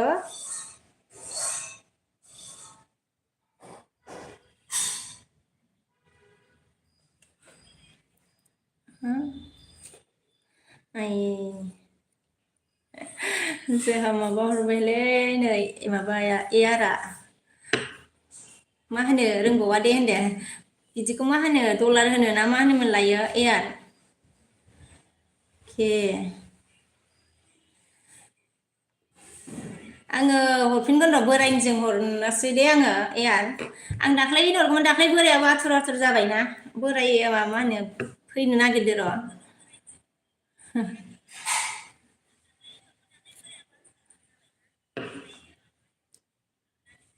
ओमफ्राय क्या रुको आंनासो थांखो कमेन्ट नुवा साबस्क्राइब करदों ओमफ्राय टिना के हाय सागरा आंखौ कमेन्ट नुवाखै खालामबाय आच्छा कमेन्ट नुयै खालामबाय होनदों आरोना आं बुजियासै सागोर मा होनदों कमेन्ट नुयै खालामबाय ओमफ्राय जाव मिदामानखौ खिया मा कमेन्ट नुयै खालामनो मा होनो सागोर उम्मीदा मन के क्या दे रहा हो बोला अच्छा मेरा मतलब मैंने बताया नहीं है मेरा मतलब क्या बोलते हैं मोनो हो गया उम्मीद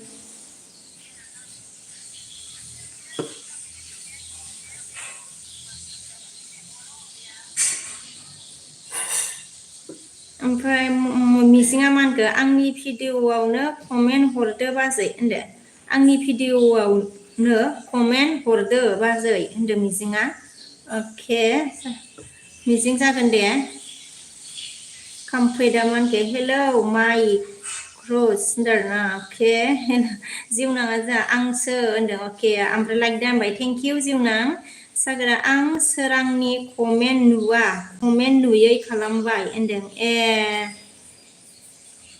सोरांनि कमेन्ट नुला आरो नोङो ना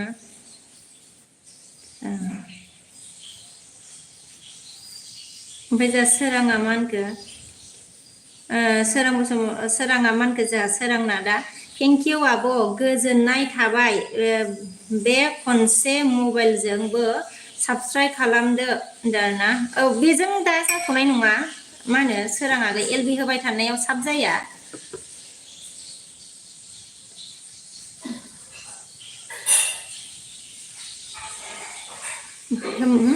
हेमरासा जा हाय होनदों आरो ना हाय हाय हेमरासा होनदों औ माया एयारा जामाखौ मा खबर बाजै होनदों खबरा मोजाङैनो दंथ'यो माने एयाराहाय ओमफ्राय रमेश अन हे अके थेंक इउ सागोरा मा होनखो ए आर ब्र' होनदों आरो ना सागोरा रायदाव हरदों नोंखौ एयार दिलीपआ जा मा होनखो जि मेदाम लेकिन फुल सपोर्ट हमेशा मैडम जी बाय बोला okay Dilip thank you full support करने के लिए दिलीप आप तो मेरे लिस्ट में आते मतलब हर रोज आते हो मुझे पता है ओमफ्राय मा होनखो खोरोमसाद अके सालाय सरबाय नामालै ब्रह्म आरोना जोंहा खोरोमसाद सात ब्रह्मआ जा सालायना मा जाखोलै ओमफ्राय जा इयारा मा होनखो सागोर ब्र मा खबर होनदों जा इयारा ओमफ्राय रमेश जा अनार ना अके थेंक इउ सागोरा ए आर मा डलार हरलायखो होनना सोंदों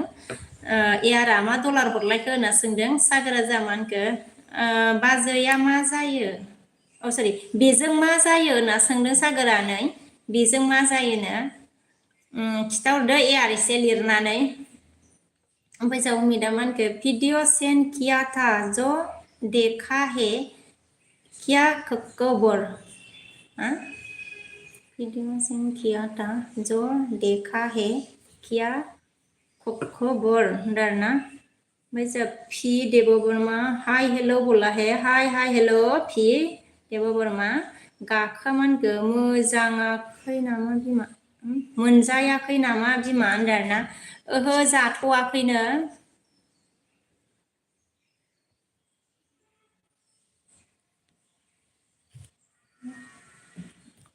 मा होनो जाथ'वाखैनो गाखोआखै सागोरा जामानखो ए आर मोजां होनना बुंदों मोजांनो गाखोमांखो बाजैया मेला लोक्षि मेला जानो फै होनदों आरोना लोक्षि मेला जानो फै होनदों लोक्षि मेलाखौ नोंबो अबाव जायो गाखो ओमफ्राय जा उमिदा मोनखो खाना कौन बना रहा है ना बाजार कर रहा है ना डरना खाना कौन मतलब हम खाना नॉर्मल खाना है रे दाल है आलू है खुश नहीं है सुमित सिस्टार बना रही है अभी बोरी सिस्टार अमित मिजिङा जामानगो आंनोबो कमेन्ट हरदो बाजै होनदों आरोना आच्छा कमेन्ट नोंना बे चेनेला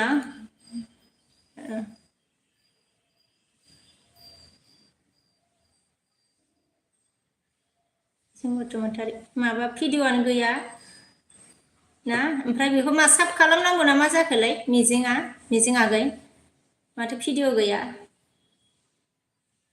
ओमफ्राय जों मा लिरखो आइ नर्मेलखौनो लिरनांगौलै गाखो बाजैया आं बिमा नोंबो फैदो आंबो फैयो बिमा नोंबो फैदो ना मा लिरखोलै मा होनो गाखोआ सिनायनो हायाखैलै बिदि लिरनायखौ जोंहा सबिता आगैया हेलौ आब' लाइक दानबाय थेंक इउ सबिता आगै गोजोननाय थाबाय मेब्लाया मा ओंख्रि बाजै होनदों ओंख्रिया जोंना दालि अमिदा मा होनखो कक्क' बरफ मिउजिक भिडिअ सेन्ड किया था देखा क्या खुश रहा है अच्छा कहाँ भेजा था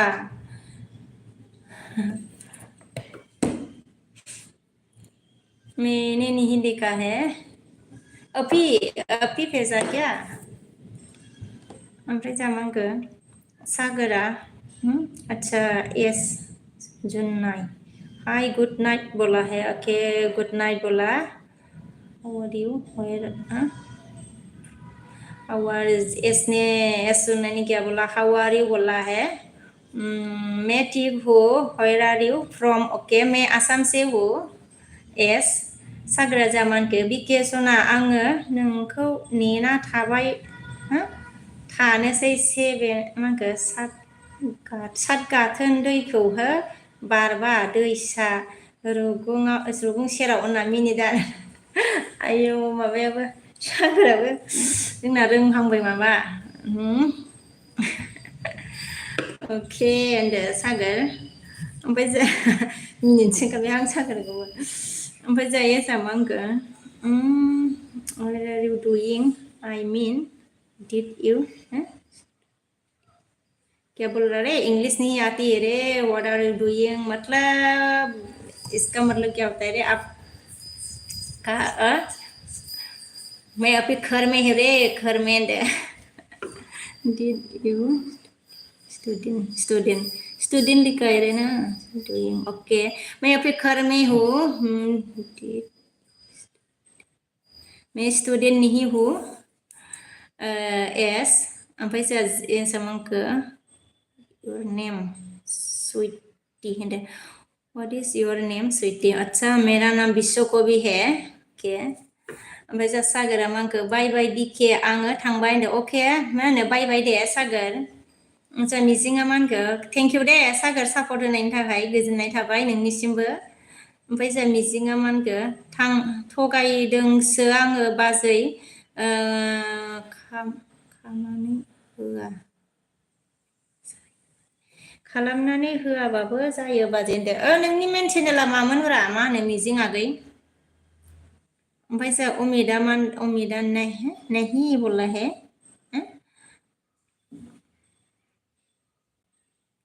नहीं गाखोमान गोजा बिजिनियाव लोखि मेला जानो फै आंबो फैबाय होनदों आरोना ए नोंबो फैबाय आरोना जोंबाबो दा थांगोन होनदों आरो गाखो रमेश सामोनखो बाजै आदाया फैया बाजै आदाया बहा थायो थांदों होनदों आदसा नोंनिया डिउटियावसो रमेश एसामान गोजा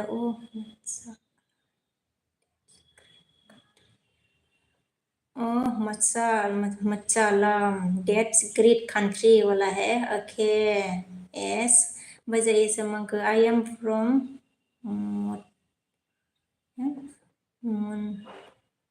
मारी अलापा यूएस बोला है ओके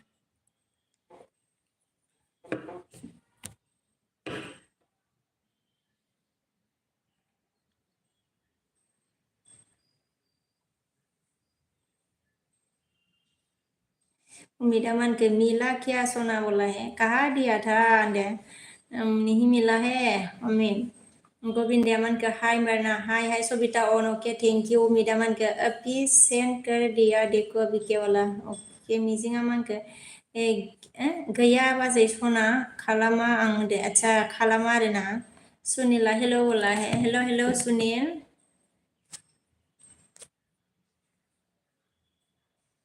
अच्छा अभी एलबी में तो नहीं होगा ना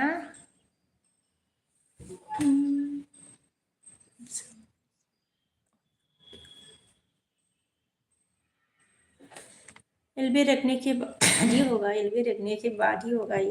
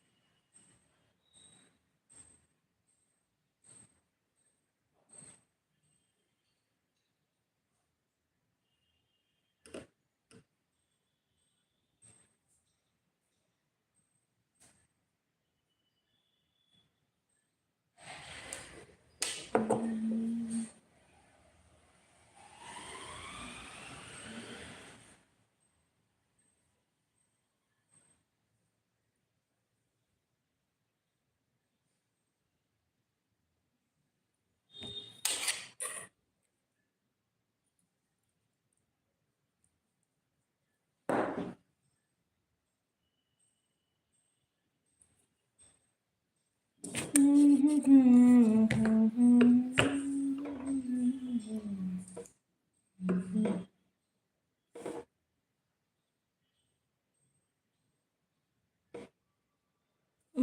आदाया बहा थांदोंलै होनदो आरोना नोंदिया डिउटियावसो केम्पआवसो थायो मा होनो रमेश आगै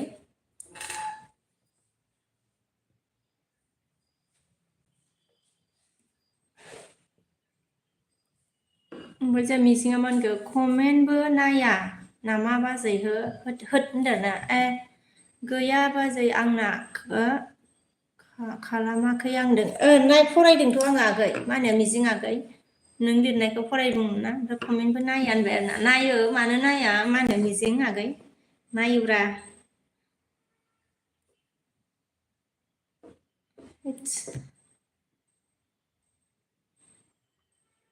हेलौ गाइस सोर दङ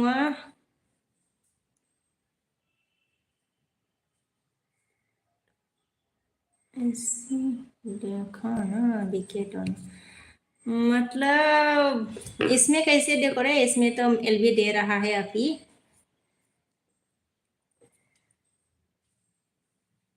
ओमफ्राय जा एरामोनखौ हाय हेल' होनदों आरोना जा हाय हेल'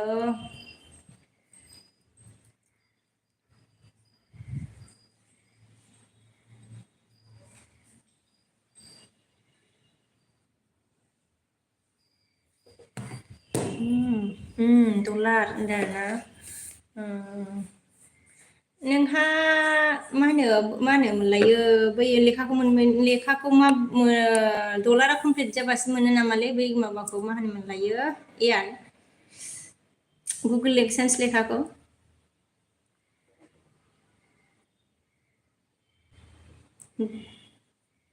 ना डलारा कमप्लिट जाबा ओमफ्राय जोंहा मा गभर्नमेन्टआ ना कमप्लिट जाबासो एप्लाइ खालामनो हायो नामा ओमफ्राय मेदामा होनगोन जा केमेरा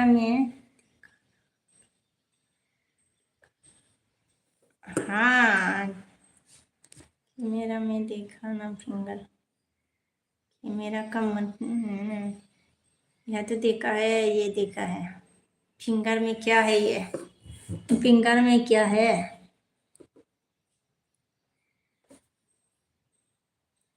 ओमफ्राय जा एयारा डलार होनबाय ना उमेदा कैमरा पे देखा है ना फिंगर बोला है मिसिङा जा मानके नोंसे कुइसननि एन्सारखौ दाबो होआखै बाजै टाइम सोंबाय आं होनदों मा सोंदोंमोनलै ओमफ्राय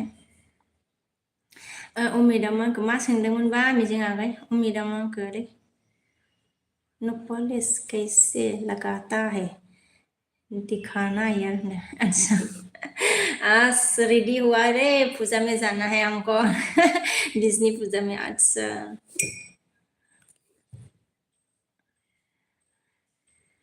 पूजा में जाने के लिए रेडी है आज उमित इसलिए नेपालिस लगा रही 3 ओमफ्राय जों मिजिङा मा होनगोन फेसबुक पेज दंना गैया बाजैनिया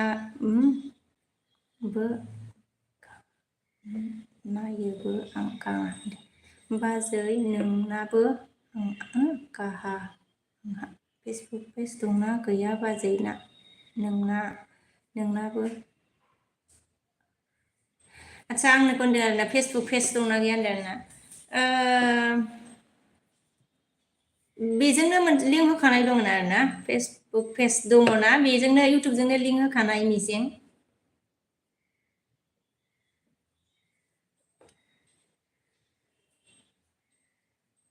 ओमफ्राय जो उमिदा ये बोल रहा था बोला अच्छा ये बोल रहा था के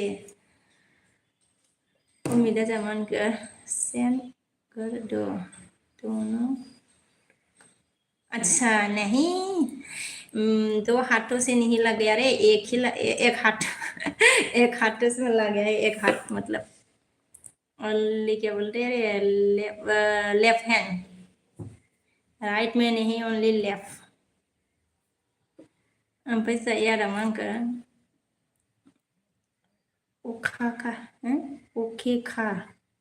अके आखा मा लिरखो यारा बुजियासै आं अके ना मा जाखो अन आरो ना अके अन ओमफ्राय जोंहा दिपकआ हाय मिस बोला हाय हाय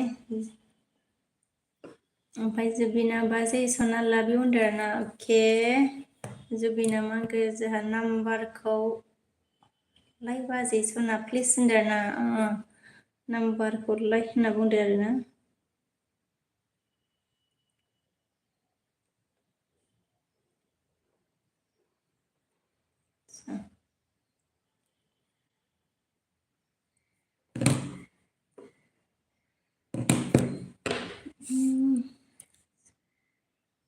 sorry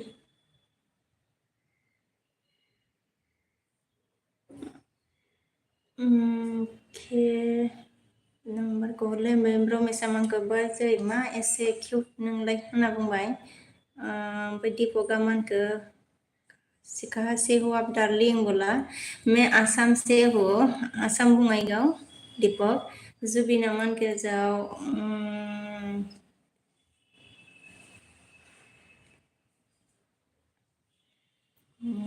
दे सना बाजै होनदों साइड लाभ जाबाय दे जाय आंहा नोंजों सना बाजै होनना बुंदो आरोना नोंगौ नामाब्रा जुबिनदो यारा जा अन आरोना अके थेंक इउ यारा जा मांखो अन थेंक इउ हाजोमाया जा मानखो लाइक डान 42 होनना बुंबाय थेंक इउ हाजोमा आगै जा हाजोमा आगै मानखो सिस्टर मेरे को अभी टाइम नहीं मिलेगा क्योंकि मैंने अभी ऑनलाइन देना ओनली लाइक देने के लिए आया है मैं अभी ड्यूटी में हूँ बोला ओके ओके मा होनो हाजोमा आगै थेंक इउ लाइक देने आगैया थेंक इउ भेरि माच हाजोमा आगैया अके बाय बाय ओमफ्राय जाव मेदाम होनखो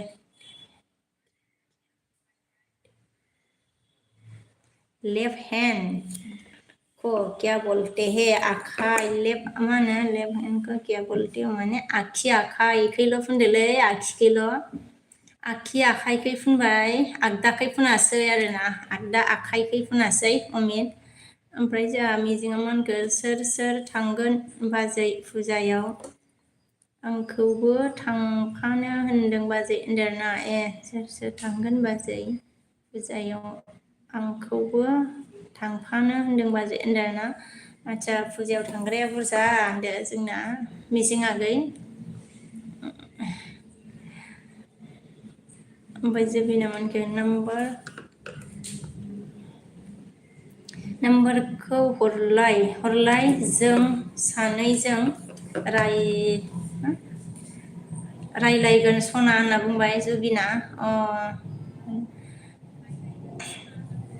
मिजिङा जा मा होनखो अनारना अके जुबिना मा होनखो जा बाजै सना लाइक प्लिज लाइक लाभ होनदों आरोना अके उमिदा जोमोनखो आंबो थांनो लुगैबाय आदसा फुजायाव थांनो आरोना थांनाय एके बाय फुजा बाय होनदों अके फुजायाव थांनाय आरोना नोंबो अके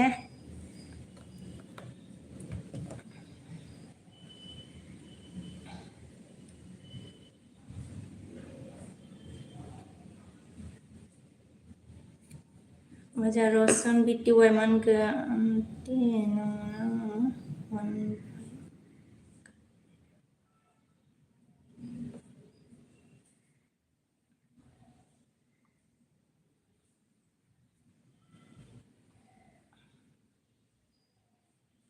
मिजिङा मानखो देरबेलसो थांगासिनो बाजै जोंहा होनदोंना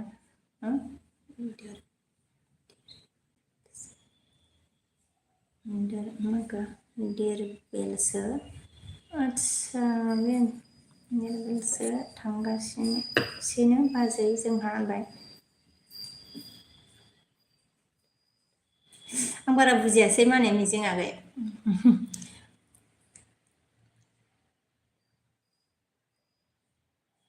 जुबिना मोनखो जोबोद मोजां मोनो लाइक बाजै नोंखौ होनबाय क्रिकेट गर्लफ्रेंड मेरा गर्लफ्रेंड बोला है मेरा गर्लफ्रेंड उमिदा मोनखो आंबो थांनाय भेकेसना बाय फुजायाव होनदों अके फुजायाव थांनो आरोना अमित फुजायाव थांबा फै फुजायाव मा होनो अमित फुजा थांनोबा फै इयारा जा मा होनखो आं अन आरोना अके जुबिना मा होनखो आदा गैयाबा थांगोनलाय आङो प्लिज लाइक होनदों आरोना नोंदायानो बिराद अनखायो आरोना जुबिन आगै गुबुननि गोनांथि गैया जुबिन ओमफ्राय जोंहा बरादा मा होनखो हेल' होनबाय हेल' हेल' बराद इयारा मा ओंख्रि होनदों आरोना दालि ओंख्रिया इयारा जा अन अके अमिदा इम' बिके होनदों आरोना इयारा जा मा होनखो आङो ओंख्रि ओंखारथ'बाय होनदो अ दे इयारा जा मा होनखो मा फेर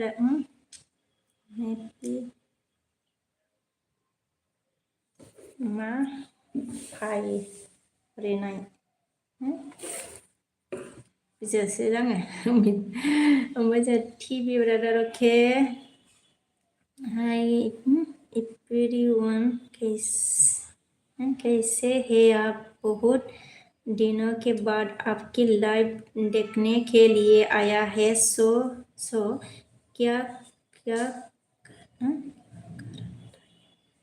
नहीं मिलेगा क्या करो टाइम नहीं मिलेगा बोला है okay TV brother thank you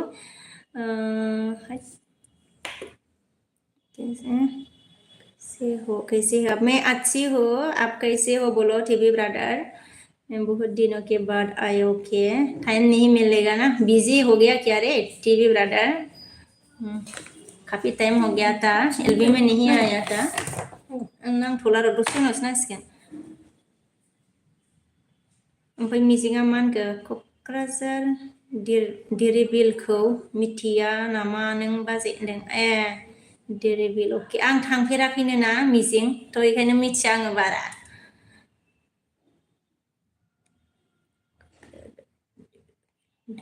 दिरिबिल आं थांफेरिखायनो बारा मिथिया ओमफ्राय जोंहा उमिदा मा होनखो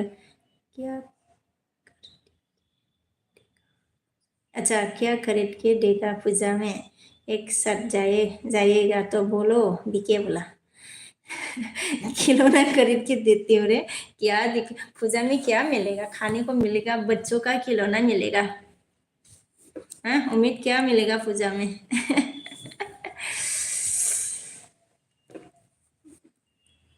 ओमफ्राय उम्मीदा मा होनखो उम्मीदनि गैयामोनला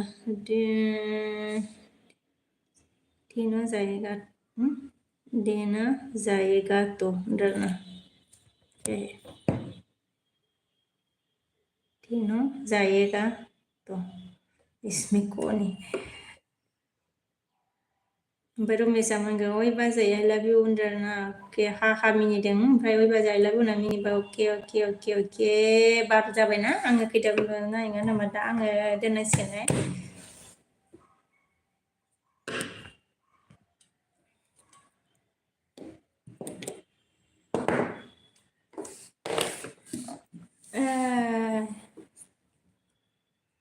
हेलौ लोगोफोर सोर दंमोन आङो दोननोसै एलबिखौ दे जों मिजिङा मा होनखो ओइ इउटुबाव नाय बाजै थांनो गोसो जागोन निउ इयार टाइमाव होनदों ना ओइ इउटुबाव नाय बाजै थांनो आयो आखाइयाव मा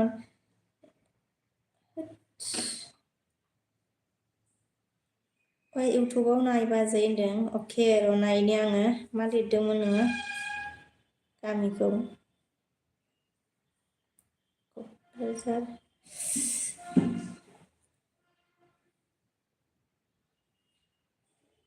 डेरि मिल्क ना मा लिरदोंमोनलाय मोजां इयारा मा होनखो बाय होनदो दे मा होनो दोननोसैबालाय आं ओइ मा होनो इयार मैया नोंनि एलबियाव अन फार्स्टआवथ' थाबाय ओमफ्राय आङो मायापुरियावसो दंहैयोमोन ना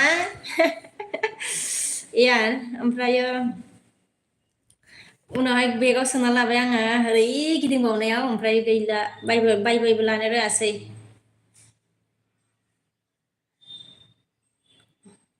ओमफ्राय जोंहा बायबाय होनबाय अके बायबाय ओमफ्राय जोंहा टिभियाव मा होनगोन हिन्दी जी हाँ जी सिस्टर, अभी थोड़ा काम ज़्यादा है, काम ज़्यादा है सो, और अभी फैमिली सब लोग ठीक ठीक है ना, ठीक है ना बोला। हाँ फैमिली में सब ठीक है टीवी ब्रदर। ओके आपका भी मतलब ज़्यादा ज़्यादा मतलब काम में बिजी हो गया। ओके कोई बात नहीं टीवी ब्रदर। ओमफ्राय जोंहा मायाया मानखो हाय बाजै होनदो आरोना, हाय हाय बिबोनां माया। रमेशआ मानखो दे दोनबा बाय बाय होनदो, औ होनबा बाय बाय होनबाय, औ औ बाय बाय दे रमेश। अमिता मानखो येस सब ये सब खरीद दो। अच्छा आ रहा हूँ सोना दे। ओके ये क्या है, ये तो खाने का चीज है ना। खाने का तो मिलेगा ना, क्या खाने मतलब क्या मन क्या क्या खाने को मतलब मन होता है उसको तो खाने को मिलेगा ना पूजा में।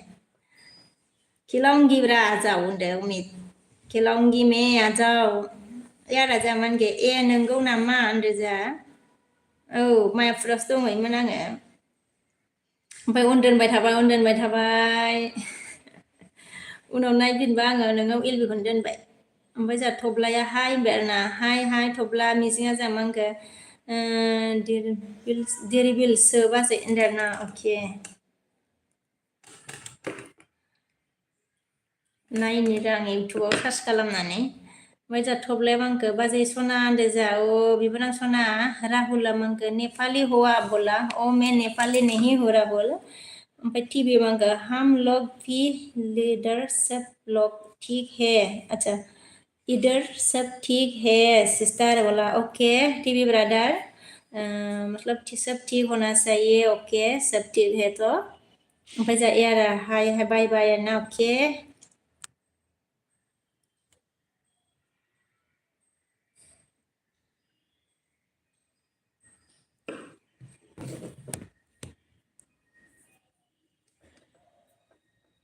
सालोंनोसै ओरै दोनथ'नानै। राहुल मांको मुझे आपकी लैंग्वेज समझ मुझे आपकी लैंग्वेज समझ नहीं आ रही है वो कुछ बोल के रो रहा है। ओके क्यों मतलब रो रहा है राहुल, फिर बोरो में बात कर रही हूँ है ना मैं, तो इसलिए समझ में नहीं आ रहा होगा। बोलो राहुल खबर कैसा है आपका। ओमफ्राय जोंहा एयारा हाय बाय आरोना। अके एयार। ओमफ्राय जोंहा टिभियाव मा होनखो अके सिस्टर फिर जाने का टाइम हो गया, फिर मिलेंगे आपकी एलबी में बाय बोला। Okay okay TV brother bye bye, और फिर जाने का टाइम हो गया है। Okay bye bye bye thank you. इतना मतलब बिजी है फिर भी मुझे सपोर्ट किया है मेरे एलबी में आके, thank you very much TV brother. Rahul Chinese हो क्या आप। हाँ चाइनीज नहीं हो रे, बोरो बोरो होनदो। ओमफ्राय जोंहा अमितनि सना मा ज़्यादा मिस कर रहा है रे बोला। ऐसा हो गया क्या रे अमित होनदो। मिसिं आ गया जोंहा बाय बाय दे बाजै इउटुबाव नायदो थांफेराखै बा बाजै निउ इयार फैगासिनो दं होनदों। निउ इयार फैगासिनो दं आरोना। थांनो सानबाबो जायानो, थांनांगौ माब्लाबा र' देनांफोर बेरायनो मिजिं आगै। राहुला जोंहा मा होनगोन उत्तराखंड से हो क्या आप। नहीं मैं आसाम से हूँ राहुल।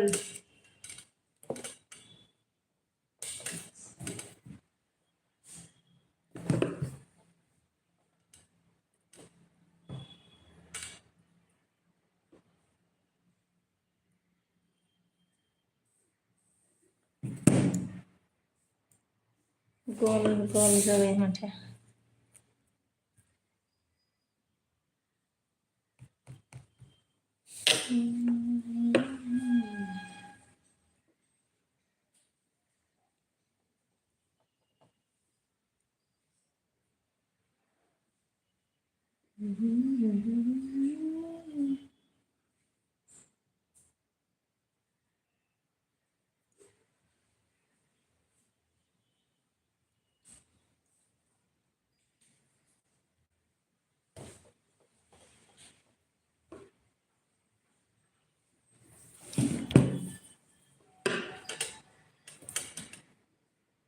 राहुल अमंग मैं आपकी उत्तराखंड से देख रहा हूँ। अच्छा, मैं आपकी उत्तराखंड से देख रहा हूँ बोला है।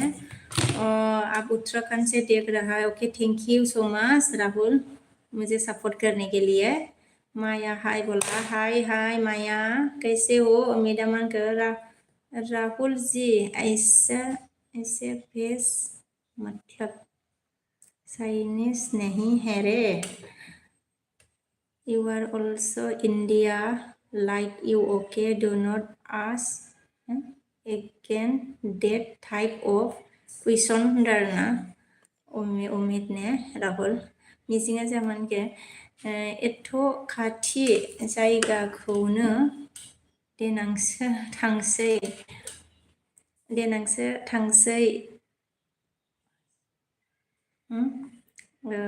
बिजामादै मोनबासो नामा बाजै होनदों। बिजामादै मोनैयावनो थांगोन र' बाराबा फैगौ इयारावनो बेरायहैनोसै मिजिं आगै। ओमफ्राय जाखिया मानदे हेलो फ्रेन्ड बारना हेलो हेलो अके आगै लाइक दा होनबाय थेंक इउ अन आरोना। अके थेंक इउ।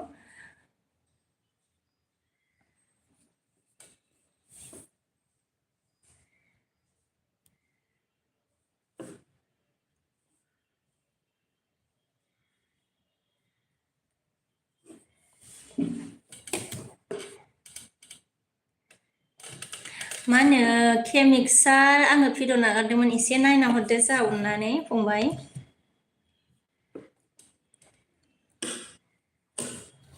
मबाइल बोरायखौ लायनो दे आङो र'।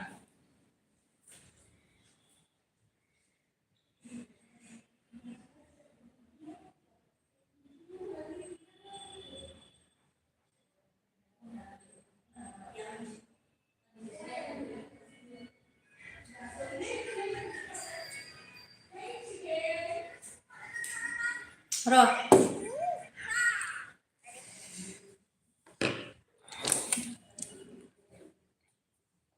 जागोन दे होनदों जोंहा केया, ओमफ्राय मिजिङा दे होनबा बाजै आउट जाबाय होनबाय। अ दे मिजिं आगै।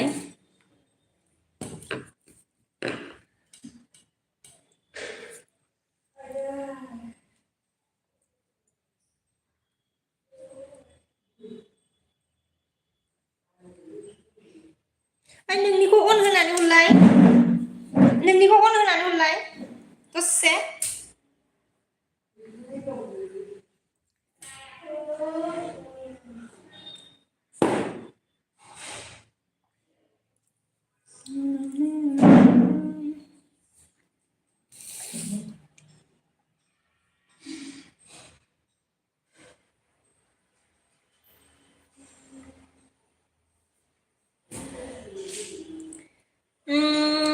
कौन है रे दोननोसै दे आङो। कौन है अभी एलवे रखती हो।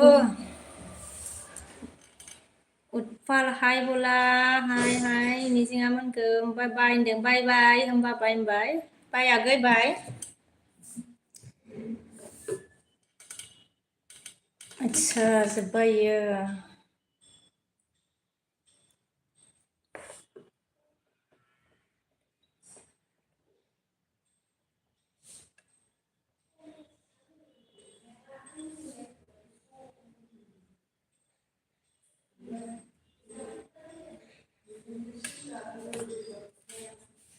आया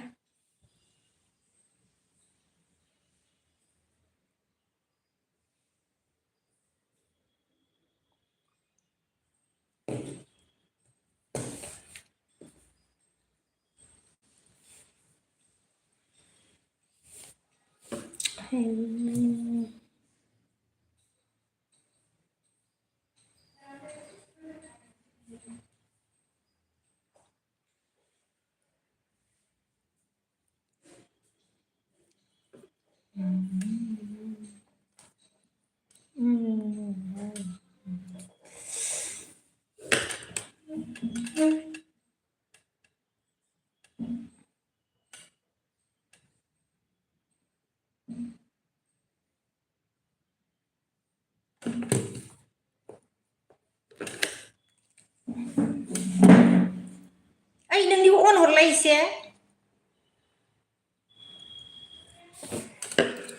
Hah? Omitnya क्या लिखा था रे? Why mindless people are always asked that type of question? Their type of question. Are you Chinese? हम लोगों को भी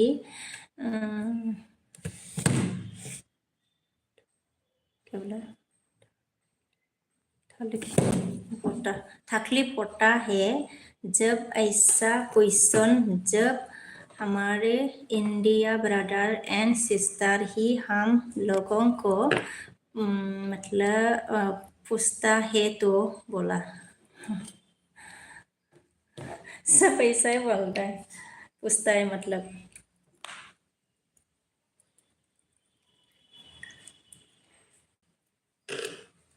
Hulai đốt chulai. Hi, Gemopara, Rohima, Yamaka, hi, Abo, good afternoon. By hi, Agay, Rohima, good afternoon, Agay. Romesa, sir, Bilai, Gemopar, Naya, Lain Berna, Utfal, Boro, Servatai, and Sinaya. By 30 minute थानानै होनोसै खामानि दं अके आब' होनबाय आरोना 30 minute थानानै दोननोसै खामानि दं अके आब' होनबाय दे आगै मा होनो के भिडिअ नायनो नागारदोंमोन आङो एसे नायनानै हरदो दे फंबाय ओमफ्राय जोंहा रहिमाया लाइक दाना बुंबाय थेंक इउ आगै केआ अनार ना अके थेंक इउ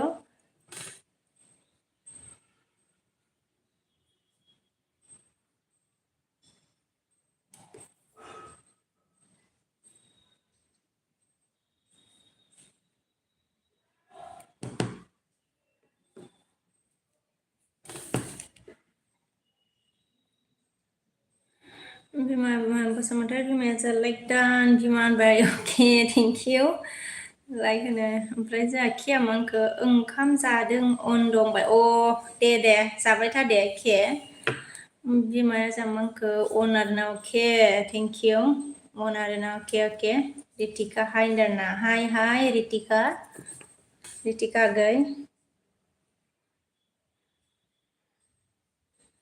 नेटानो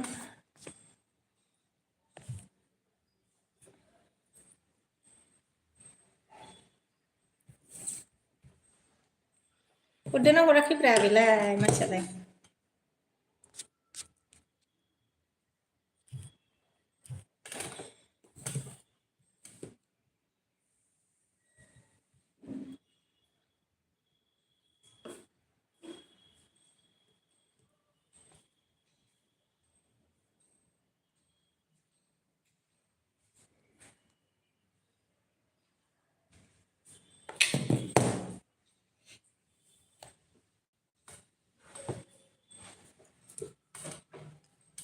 बिमाया अनार ना अके ओमफ्राय जोंहा ओइसमान केना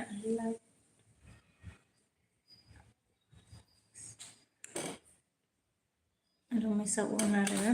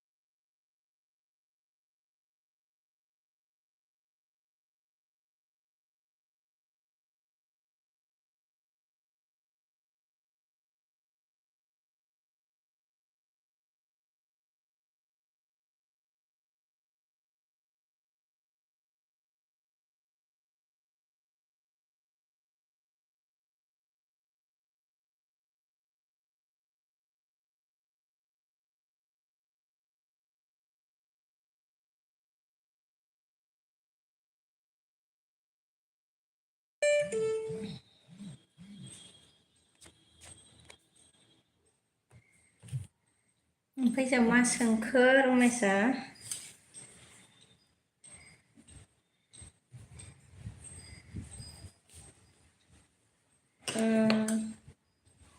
Bây giờ YouTube channel.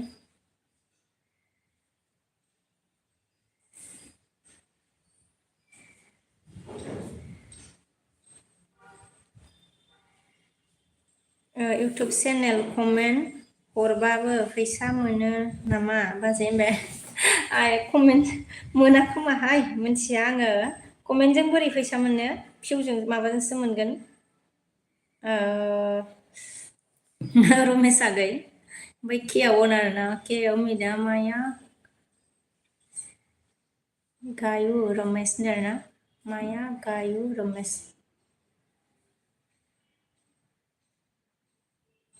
मोगथाङा मा होनखो दिनैसो लोगो मोनदों आब' होनना बुंबाय आरोना अके आगै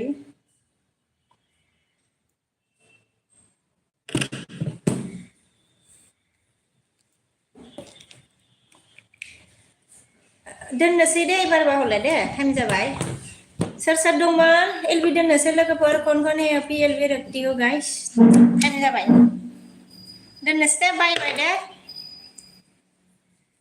मीट कौन कौन है बाय बाय मा ओंख्रि आब' होनदों आरोना ओंख्रिया दालिसो जोंना आइया दालिसो आरोना केया अन आरोना माया गय मोनाखै रमेश रमेश ओमफ्राय मा होनखो नहीं मिलता है मीन्स नहीं मिलता है रमेश बोला महत अन है के दोनसै दे लोगोफोर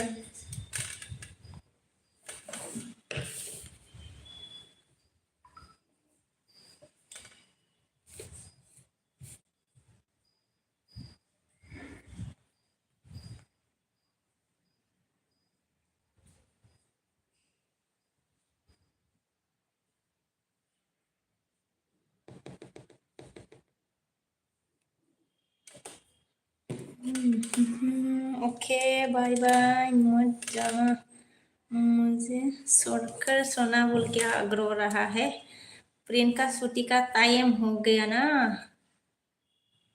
टाइम हो गया प्रियंका सूटी का टाइम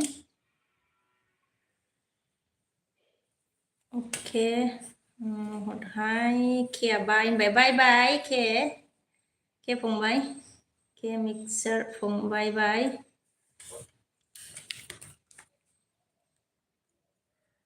ओके सोना डान okay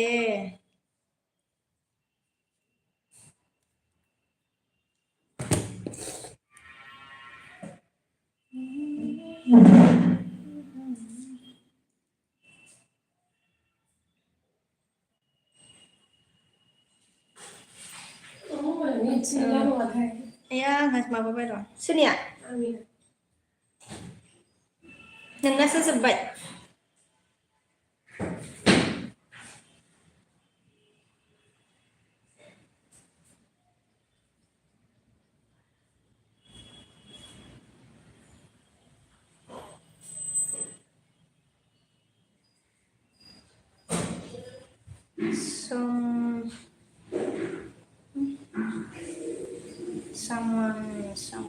someone okay new subscriber बोला है thank you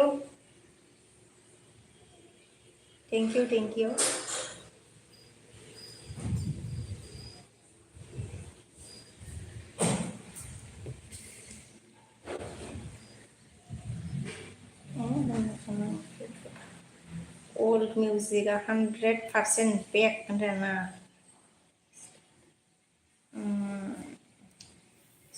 are you from which step yes मैं सिरां डिस्ट्रिक्ट से हूँ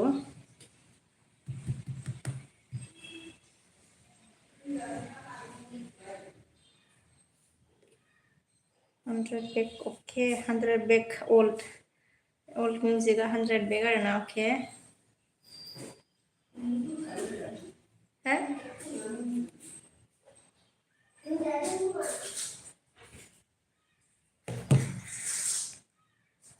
सोर लोमजादो सोर लोमजाखो आच्छा थेन्थ'बो लाबाय बिदिनो गथ'फ्रा मा फुङाव सिखारनांगौ जायोना आयु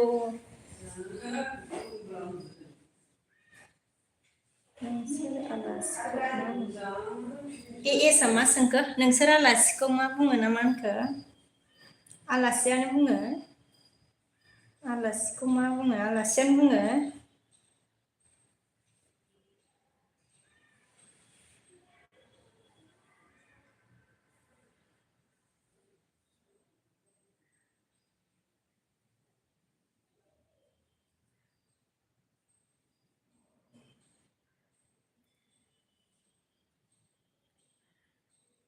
ओमफ्राय जोंहा दशरथ नार्जारि आ गया हेलौ आब' होनदोंना हेलौ आगै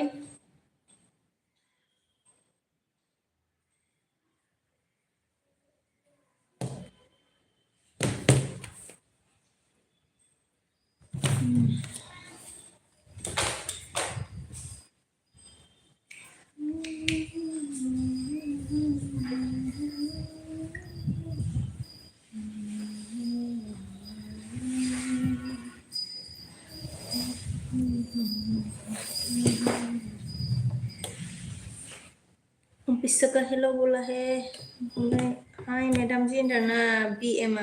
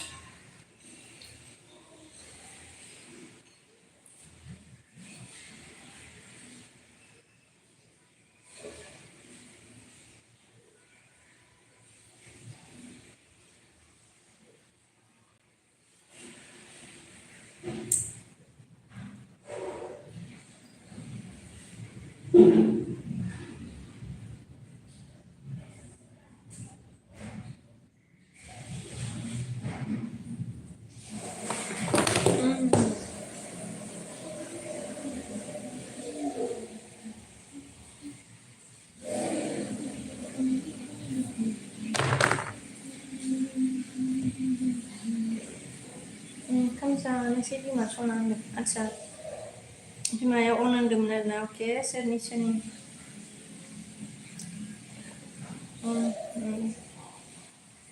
बिमा होनदों नोंसोरनि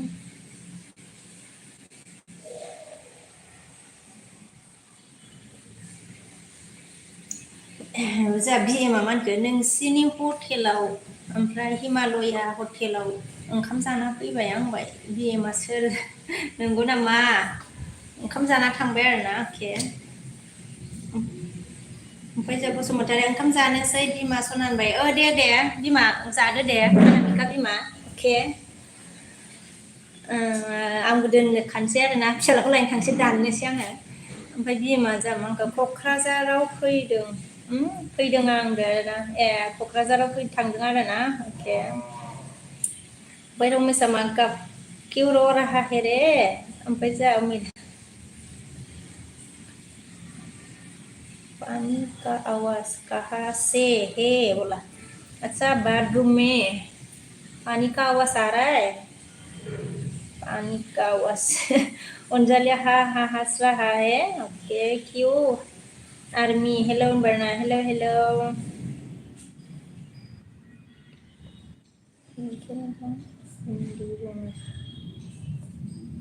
ऐसा कौन है रे क्या बोल रहा है समन का बंदी में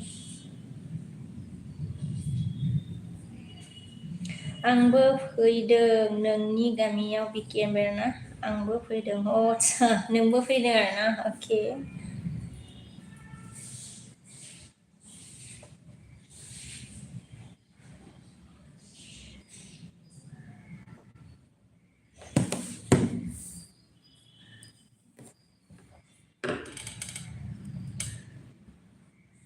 ओमफ्राय अनजालिया मा होनखो दिनहै सोलाबथाराखै आब' नायनो होनबाय जेबो नङा दे अनजालि आगै BM-आमोन गेजेराव कल खालाम हायोबा होनदों आरोना जोंहा सोर जाखो नोंबा माबायाबा BM माबा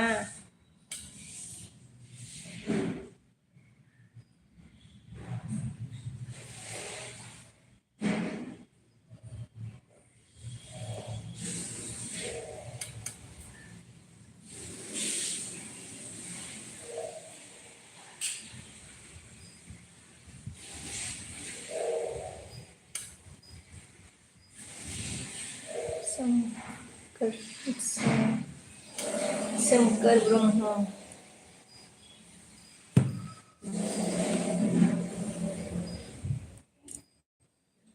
टाइम जाबाय दे दानथारनांसिगोन दानसै बियार